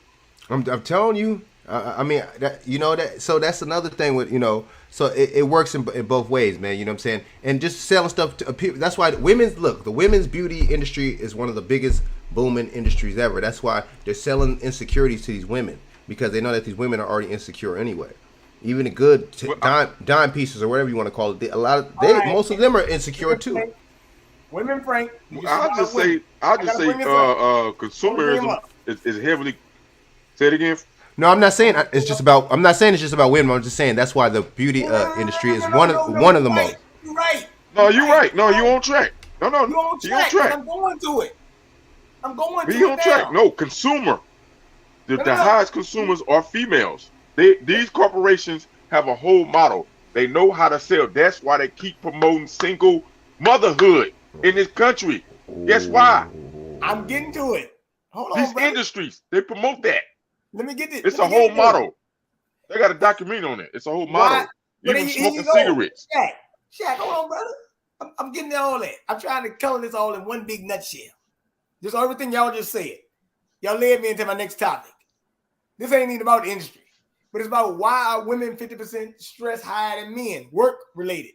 The do-it-all generation of females is feeling the strain. Women working women far more stressed than men. Women aged between 34 and 54 who are likely to be juggling many roles, including mother, career, caring for elderly parents, homemaker, sometimes breadwinner, experience slightly higher stress than men, according to the latest health and safety executive statistics. Recent anxieties has also highlighted women are twice as likely to be diagnosed with an anxiety disorder compared to men, which could be a result of trying to manage it all. The figures prompted calls from leading priority psychiatrists, which ain't nothing but a scam right there, for more to be done within the workplace to help women struggling to combine family life, target-driven jobs, and often a hefty sleep diet to achieve a better quality of life. Me and Bishop talked about this earlier. I told Bishop, the typical woman that works a 40-hour work week is stressed the hell out. Why? Do you know why? Because it ain't your natural role to be a mother and doing all these things. And it says that the do-it-all generation is feeling the strain. It's right here. Did I not talk about this, Bishop? Yes, you did. Brought it up right here. There you go.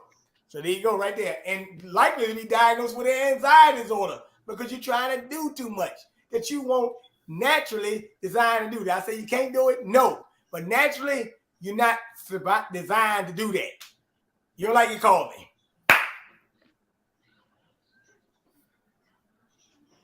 Here's what it is.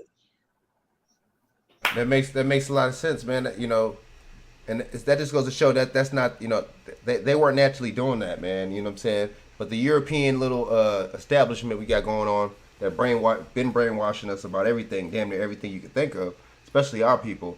You see what I'm saying? They pushed that on them, and we're like, I really like to say like the 60s, 70s, man. Like 70s, 80s, really the hardcore. And in the 90s, they started pushing a lot of these corporate jobs on black women. In the 90s, you know what I'm saying? So, you know, late 80s, 90s. So, you know what I mean? It's man, a lot of stuff that they tell to us or have told to us is in reverse, man. You see what I'm saying? Just like this diet, the Western diet is wrong. And you know what I'm saying? Eating this damn, what's his name, is wrong. The fluoride in the toothpaste, right? The damn what's that called? The deodorant, aluminum deodorant. All that stuff is chemical. I mean, it's just crazy, man. You see what I'm saying? Canola oil. I mean, not canola oil, but a vegetable oil and all this when you should be, you know what I'm saying, using, or even canola oil, but when you should be eating, using olive oil. You could drink olive oil straight. And see that, but these people don't tell you that though. Why do you think these Sicilians, these Italians, they eat olive oil, you know what I'm saying, faithfully? These other people, other countries is way different from, they have way different processes in this country, man. I'm telling you, and for a reason. Just like this is one of the only countries that classifies people as race, man. You know, they break it down to your own, and then you got to put race on it, damn near everything you apply for, man. Why do you got to put down your race on everything you apply for? Why is that? Why is that? Now. The number of women 50% higher than they, of course, they got psychiatrists. When me and Bishop already said that hey, I can. Well, what do you think? Well, I can think at home, right? Ain't it right? I can think at home. What do I think? Hey, Bishop, what you think, man? I don't know. I'm thinking at home, right? What the hell? I'm not gonna talk to my damn self. Right. Well, I mean, the roles of men and women have become clouded. Really, you know, because women were supposed to be the home providers. They were supposed to take care of the home, make sure the things were taken care of at the house. The children were cared for. The husband was cared for. The husband was the provider.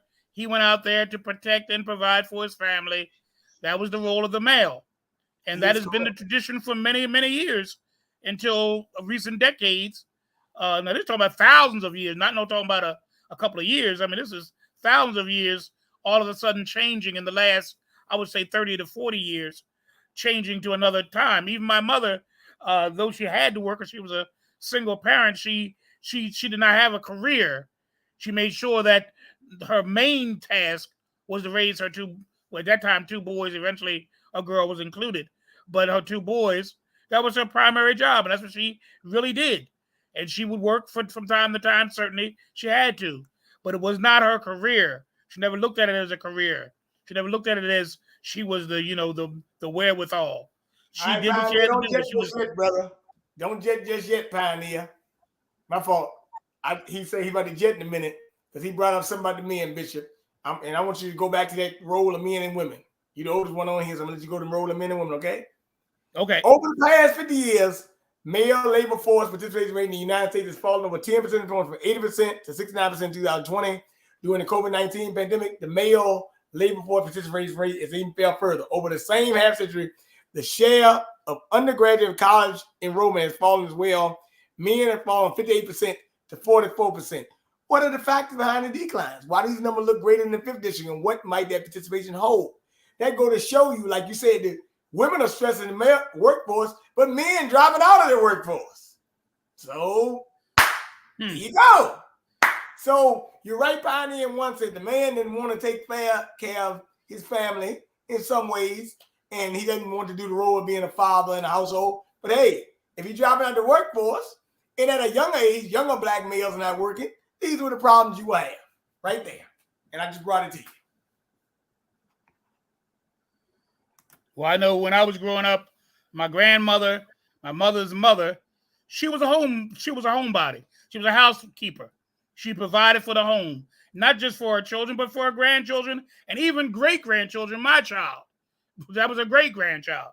She was there all the way through. I mean, anytime she went to the PTA meeting, she went to the bake sale. She was the one who would sit down with us and teach us and sing to us and all the things that nurtured us. Really, my faith in God was because of her. I would see her pray 3 times a day. In the morning time, then she'd kneel down and pray at noon. Then she'd kneel down and pray in the evening. I mean, this was her routine. And she was the matriarch of our family. She was the heart of our family. We all went to her. And she lived to be 96 years old. I mean, they were married for over 60 years before my grandfather passed. And they were the epitome of what a married couple was supposed to be. They worshiped together. They socialized together. They did everything together. He was out there as a postman doing his job as a mailman. She was a homemaker that was in the home providing for the children, making sure that he had his dinner ready and his breakfast ready before he went to work and all that good stuff. And really, the way I have learned much from what a married couple, a man and a woman should be, was from them. They were the epitome of what a married couple should be. And even now, I've tried to emulate myself after my grandfather, and even now, I admire him. In fact, both grandfathers, but my maternal grandfather, because they were so strong in their marriage, they were the example. And sadly, we don't have that same kind of example in our families. Our families used to be, if the father would leave, the other men in the family, your grandfather, your uncles, would step up and be the male role models. Now, your grandfather, your uncles, are they role models? They're finger popping and doing their thing like the guys in the street. These were the epitomes of what men were like. And they weren't old men. I look at my grandfather. He was only 50 and 60 years old. At the time, now I'm 70. I look at him as really a young man. He died, he was 80 years old, but he raised his children. He helped raise his grandchildren. He even helped raise one of his great-grandchildren, my daughter. And the example that he set was a good example. And my grandmother the same way. She lived many more years after he did. And she continued that legacy. She continued that example of what a woman should be. And when I look at my wife, when I look for a wife, I look for a woman like my mother and like my grandmother, and that's what I strive to gain. So, you know, we've lost a lot of that now, and it's a sad situation that we find ourselves in. We need to go back to that. A lot of things we need to go back to because we once had all of that. We had family, a strong family unit. We had businesses, strong businesses. We had strong faith systems. We had a lot of things that were strong in our communities that we've really just abdicated. And now we go to the hair shops of different people, and we go to the nail shop, the Vietnamese, and buy our wigs from the Koreans. Half time they don't even want you in the place. They talk in their language about you. They treat you like dirt. They follow you throughout the store like you're going to steal something. And we continually patronize them, continuously support them as they take our money out of our community and build their own. Bishop, it ain't their fault the daggone. If I got me a sucker that keep coming, I'm gonna keep on getting paid. Oh yeah. I mean, it's our fault. I'm not saying that it's our fault, but we can get it back at any time we want to. We have to decide to want to. We have to decide to commit ourselves to doing that.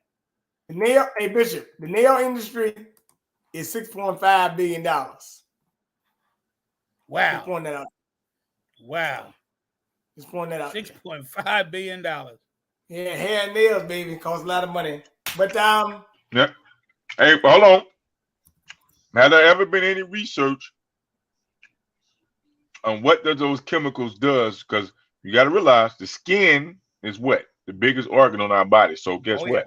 Covers our whole body. They put in that nail polish. We don't know what's in that nail polish. We don't know what all that acrylic and stuff, fake nails they put on their hands and feet. All the chemical. We don't know what's in them chemicals and what's doing to our, what's getting our women's bloodstream. Chaq and Frank. Ain't no research been done on that. Chaq, Frank mentioned the eyelash industry. Frank, for your research, the eyelash industry is $1.1 billion in 2018. What is it? Damn. What is it? What? What the? Yeah, $1.1 billion. That's in 2018, and it's actually growing too. Now I'm gonna add it again, Bernard, Bishop, and Frank. What is that going to do to our women? Because that's a chemical. It's chemicals they putting adhesive and stuff on they actually skin and stuff and putting those eyelashes on. Same thing with the makeup. Same thing with the nails. All the nail polish and going to get your nails done. You don't know what the heck the chemicals these agents using in their shop. That could be damaging our women. We don't know. Ain't no study been on. There's no regulation. I hate to say it. There's no regulation on these agent stores. They don't get that. The health department don't come in and what's the other people that come in supposed to regulate the business? The USDA. No. The USDA, no. It could be USDA if it's food. Yeah. Well, I'm just talking about products anyway. Somebody that's a business product that the nail shops. The food restaurants, the little Arab shops on our corner stuff. You don't see no the health department coming in there regulating them. You don't see that. I don't see it. I ain't never. If they is, they probably paying. Well, women that probably robbing. Shaq, you talking about food too? Did you not mention food? Food processing. That's what I'm talking about. Yeah. No. Food processing is expected by 2024 to be $4.1 trillion.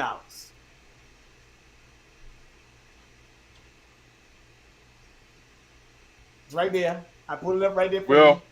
It's supposed to be. I'm gonna get the information. 2024 food processing. I'm gonna get the information, and I just found it in my tab. I see it in my Chrome tab, and I'm gonna pull it up because this is Indian guy talking about they having the same problem in India, and this was in 2020. That day at about 2033, India is gonna be pretty much on the same scale as the United States as far as the obesity and diabetes, leading in diabetes. Facts. Well, let me say this. I would say this. Hey, you've been hitting it hard. You pioneer, brother. I'm glad you came and chat. I'm glad Jack stayed and Jack. Glad everybody. This was an interesting topic. I did put the number out there. Thank you, Wes, for calling. but we had a good time talking to them, just breaking down these money markets. You know, not some. It's all political. Don't worry about it. It ain't personal. It's just business. Like I said, you got my number. I'm not gonna put it out here, but you can find my number on my website or something like that. You know, you call me. You got some questions about what I said.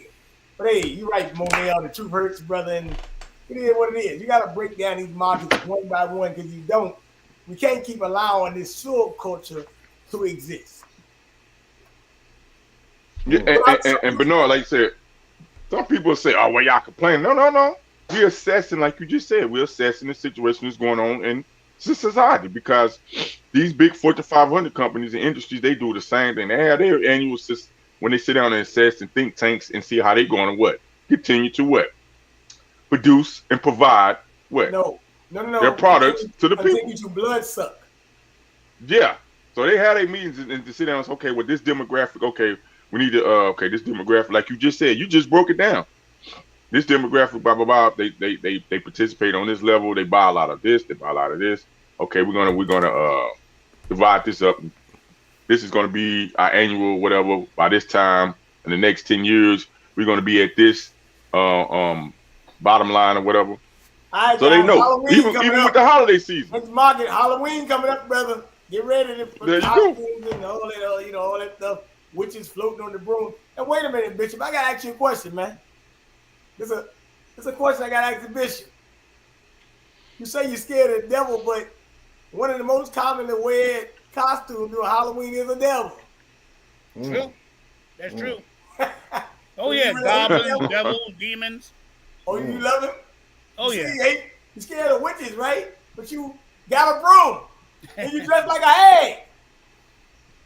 Whoa. We're confused. Frank always says like this. As a matter of fact, bitch, insanity. You got a church that had a drag queen show. And you got Joe Biden sitting there talking about he going after the Southern Baptist Christian leadership, which is conservative, but you ain't going after the church that got drag queens in the church. Yeah, because look, let's be real about it. These churches that they don't go after are their churches. These are the denominations that are theirs. They're not going to go after them. They're not going to go after the churches that they go to. Some of them are United Methodist. Some of them are Episcopalian. Some of them are Lutheran. You just talked about the Lutherans. All these people that they're staring away from them. But they'll attack a conservative group who's only standing for what Christ said, only standing for what the Bible. Now, all of them claim to be Christian. That's, once again, hypocrisy. Biden would never say he wasn't a Christian. Oh, yeah, I believe in God. Oh, yeah, I believe in this. Yeah, right. But the first thing you do is attack a denomination that stands for what the Bible stands for. You want to get rid of them. But you keep silent about these other things. Thanks, Frank. Go on, Chaq. Hey, Bishop, they do believe in God. They do believe in God. What is it? Guns, oil, and drugs. That's what they believe in. You believe that? You better believe that. What you got, Frank? That's the God they believe in. Oh, gold, oil, and drugs. That's true. Yeah, they believe in that gold, oil, and drugs. Just like I said earlier about the American flag, man, it's not what y'all think it is, man. You know, a lot of stuff is told to us in reverse. So, you know, how would you even know? You know what I'm saying? A lot of times this stuff is not truth that is presented as truth. Frank, me and you had the conversation. Me and the guy Spanish, I told you, up is down, left is right, down is up, and back is front. And this. Now I'm gonna say this. I don't know whether it was Martin Luther King. I'm not Martin Luther King. I don't know whether it was Muhammad Ali or Malcolm X, but one of them said this. We always talk about the Confederate flag and how we are against that. But how many more atrocities were done under the American flag? Keep in mind the Confederate flag did not fly until the Civil War and afterwards. The American flag flew from 1776 to 2022. How many catastrophes have been under the American flag with your American presidents and your American senators and your American chief justices? Who was the one who signed into law the Dred Scott decision? Was that the Confederate flag or was that the American flag? Chief Justice Tanner was the one who did it. I got all American wars. You're right. All American wars on this soil. That was the American flag. That wasn't the Confederate flag. The Indian Aqua movement. The Indian Act was the Indian Act removal. I mean, all these, like you said, wars on this land. It's Let me wars. bring It up was something, wars. Chaq. And I know I'm going to have Uh-huh. the detractors, right? I know I'm going to have the detractors. They're going to say, well, why you ain't making a hair product industry, or why you not doing that? Well, I mean, I could do that. I mean, I probably could make a lot of money, but I'm just telling you, the daggone, hey, man, let's stop creating unnecessary markets. That's what I was talking about. So you can say, well, yo, yeah, you don't want to. I ain't saying I want you to look pretty. That's you saying. That's your mind. That's not my mind saying. I'm just telling you, Well, Bernard, is unnecessary. We're making they unnecessary got us so. consumers, and we're becoming. I already told you that 10% are the blood suckers of the poor. So why would I want a leech to keep on leeching off me? You don't even like when nobody asks you to borrow some money. So dang on the agents, they say, come on in my store. You know, let me sell you some cigarillos. Why don't you ask one of these Arabs one day, hey man, ain't you a Muslim? Why are you selling cigarillos? Oh, are you selling pork? I know you don't eat pork in your country. Why are you scared to ask the right question? You scared of Muslims in the other time. So what's the problem? There you go. Hey, but Bernard, for the ones that ask that question, oh, why you ain't got your own? Why you don't open up a haircut? Why you don't do your own your shoes? Create your own shoes. Well, I'll ask the question: are you gonna participate? Or are you gonna buy? Are you gonna buy black? No, you ain't. You ain't gonna participate. You're gonna continue to participate and buy, like you said, because the agents gonna what? They're gonna give you a deal. They may give you a deal on cheap hair, cheap beauty products. So you ain't gonna go to the black. Shaq, Um, we you're not don't in the buy loop. black. We don't But buy hold black. on. Let me finish. And they Let me tell you boycott why. black. That's what I'm saying. Let me tell you why. We're not in the loop of business. We're not in the manufacturing industry business. We don't have a connect in that. So if we do come in and get a business, they're going to charge us a crazy rate to get the products. Now we got to charge a crazy rate to sell the product to get a profit, to even try to make a profit to compete. And we'll never be able to compete because guess what? You got people that's always in industry that's got those connect, that's going to get it for cheap and going to sell it for cheap. It can sell it for cheap. They can raise their prices anytime they can lower their prices because they got us controlled. So we're not even in the industry of making in the business of manufacturing. So we can't manufacture and produce our own products. You know what I mean? Because we still have to go to somebody else and get it manufactured and buy from them in bulk, right? Distribute it, get it distributed in bulk, right? Now you got to bring it to your store and sell it, try to sell it for a certain price so you get a profit off of it. That's why they say between 5 and 10 years, most black-owned businesses fail.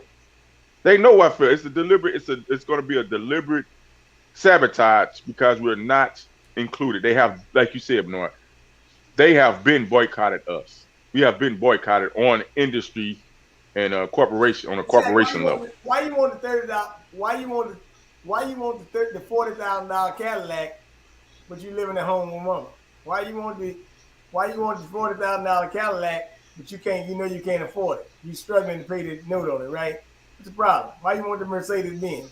Is that to show off? But I don't think that's wrong with it. We just need to know how to leverage that. Then we just know how to, like I said, write it off on taxes. How to use it as a business expense, like it's called borrowing from capital, using basically recycling your what's the name.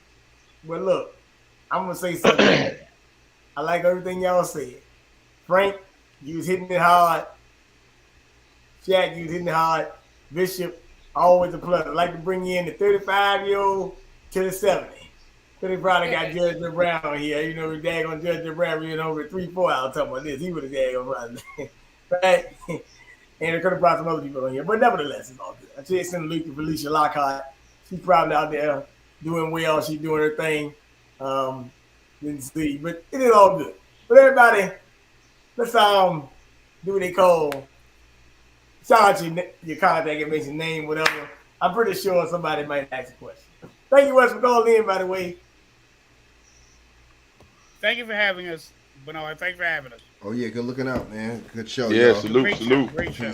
Peace out, y'all. Word. Wait a minute, hold on. What do you mean peace out? Hold on, man. What you doing? You got to tell the channel, right? Oh yeah. Yeah, man. Y'all just I might do a little. I might do a little short show in a little while, man. A little later, in a little while. You know what I'm saying? You know what I'm saying? You're welcome to jump on, but y'all can check me out at XX Frank Nitty XX, man, on YouTube and Yeah, man. On on Instagram is Frank Jones 8115, man. Yeah, man. Tap in with me, man. If y'all not subscribed, go on and subscribe. You feel free. Check out what I'll be talking about, my perspective. Man. I appreciate BJ once again for bringing me back on this bad boy, man. Yes, sir. Go ahead, Shaq. Yeah, man. I always salute to you, gentlemen, man, because like you said, we do need to hear more of our voices out there, and let people know that we ain't just sitting on our hands. We are trying to have our own think tanks, and they hating on us and try to censor and stuff. But we're gonna when they say the strongest survive, we're gonna push through because we are the stronger, and we're gonna survive. You can check me out at CLE Smooth 81 on Instagram, and on YouTube. You can check me out at Shaq Waller, like Rock Waller. I'm Shaq Waller, baby, because I attack. I attack, baby. I'm the attack dog, the Shaq dog. And let me say, Bishop, I'm gonna let you go last today, right? All right, yeah, the King BJ Johnson, YouTube, KingBJMedia.com, KingBJFitness.com, Bernard Johnson Facebook, Bernard 1121 Instagram, King BJ Fitness 32. You want to donate $sign 1919 BJ Cash App and Twitter 1987 BJ. And I think, like I said, this was very interesting. And I had been thinking about this because this thing had been in my mind for a while, talking about this subculture and stuff. Talking to people, a lot of people, and they always say, man, you got to talk about this business, man. Why? Like even football season, that's a market. It's all a big matrix. And when I was at your house, Bishop, I was talking to you, and I paraphrased and showing you that box. And I told you the only way you can step to succeed in life is you got to step out of that box. You stuck in the box, the wheels on the bus go round and round, round and round, round and round, right? When you get stuck in the box, you ain't gonna see. You remember this. The reason a lot of people hate their life and when they commit suicide, remember this. You don't learn through success. You learn through failure. That's how you learn. If you win all the time, you ain't gonna learn nothing. So you might well be happy with the losses you take. That's what I always say. Go ahead, Bishop. Ooh, that was Okay, good. thank you. Once again, thank you. Always good to be with you, Bernard, Chaq, and Frank. Always good to be in the company with these great men, these learned men. They're not just telling you things that they heard or their opinion. They have documentation, stats, information, and you can believe it if you want to. Don't have to believe it if you don't. But you can't say this. You can't say they're coming half stepping. They're coming full force. And anybody who's on their program, anybody who's listening, knows that they're getting the facts as they see it, facts that are documented, facts that have been proven over and over again. So I just count it an honor as one of the old OGs to be a part of the new G's that are coming along now. Thank you so much for the opportunity. You can catch me at Facebook at Gerald Scott, simple as that. Every Wednesday night at 6 p.m. Eastern Standard Time, I have a program, Real Talk with the G-Man on Blog Talk Radio. We invite you to be a part of that as well. And once again, thank you, Bernard. Thank you, Frank. Thank you, Chaq. Thank you, all the listening audience, for being a part of this great, informative show. It is really a blessing to me and informative as well. You got to give them the call-in number, Bishop. Oh, yeah, let me get tune that. Into the live show. Yeah, get that too. Yeah, I forget it myself half time. Throw it in the box. Yeah. Oh, okay, I can put it in the box. Okay, I will. No. I mean, no. When I mean throw it in the box, just say it. I mean, okay. Let me get it real quick. I can get it real quick. Let me get it real quick. I'm gonna get it real quick. I forget it half time myself. Hey, Chaq, the word is buy black because they boycotting black. The number is The number is 563-999-3705.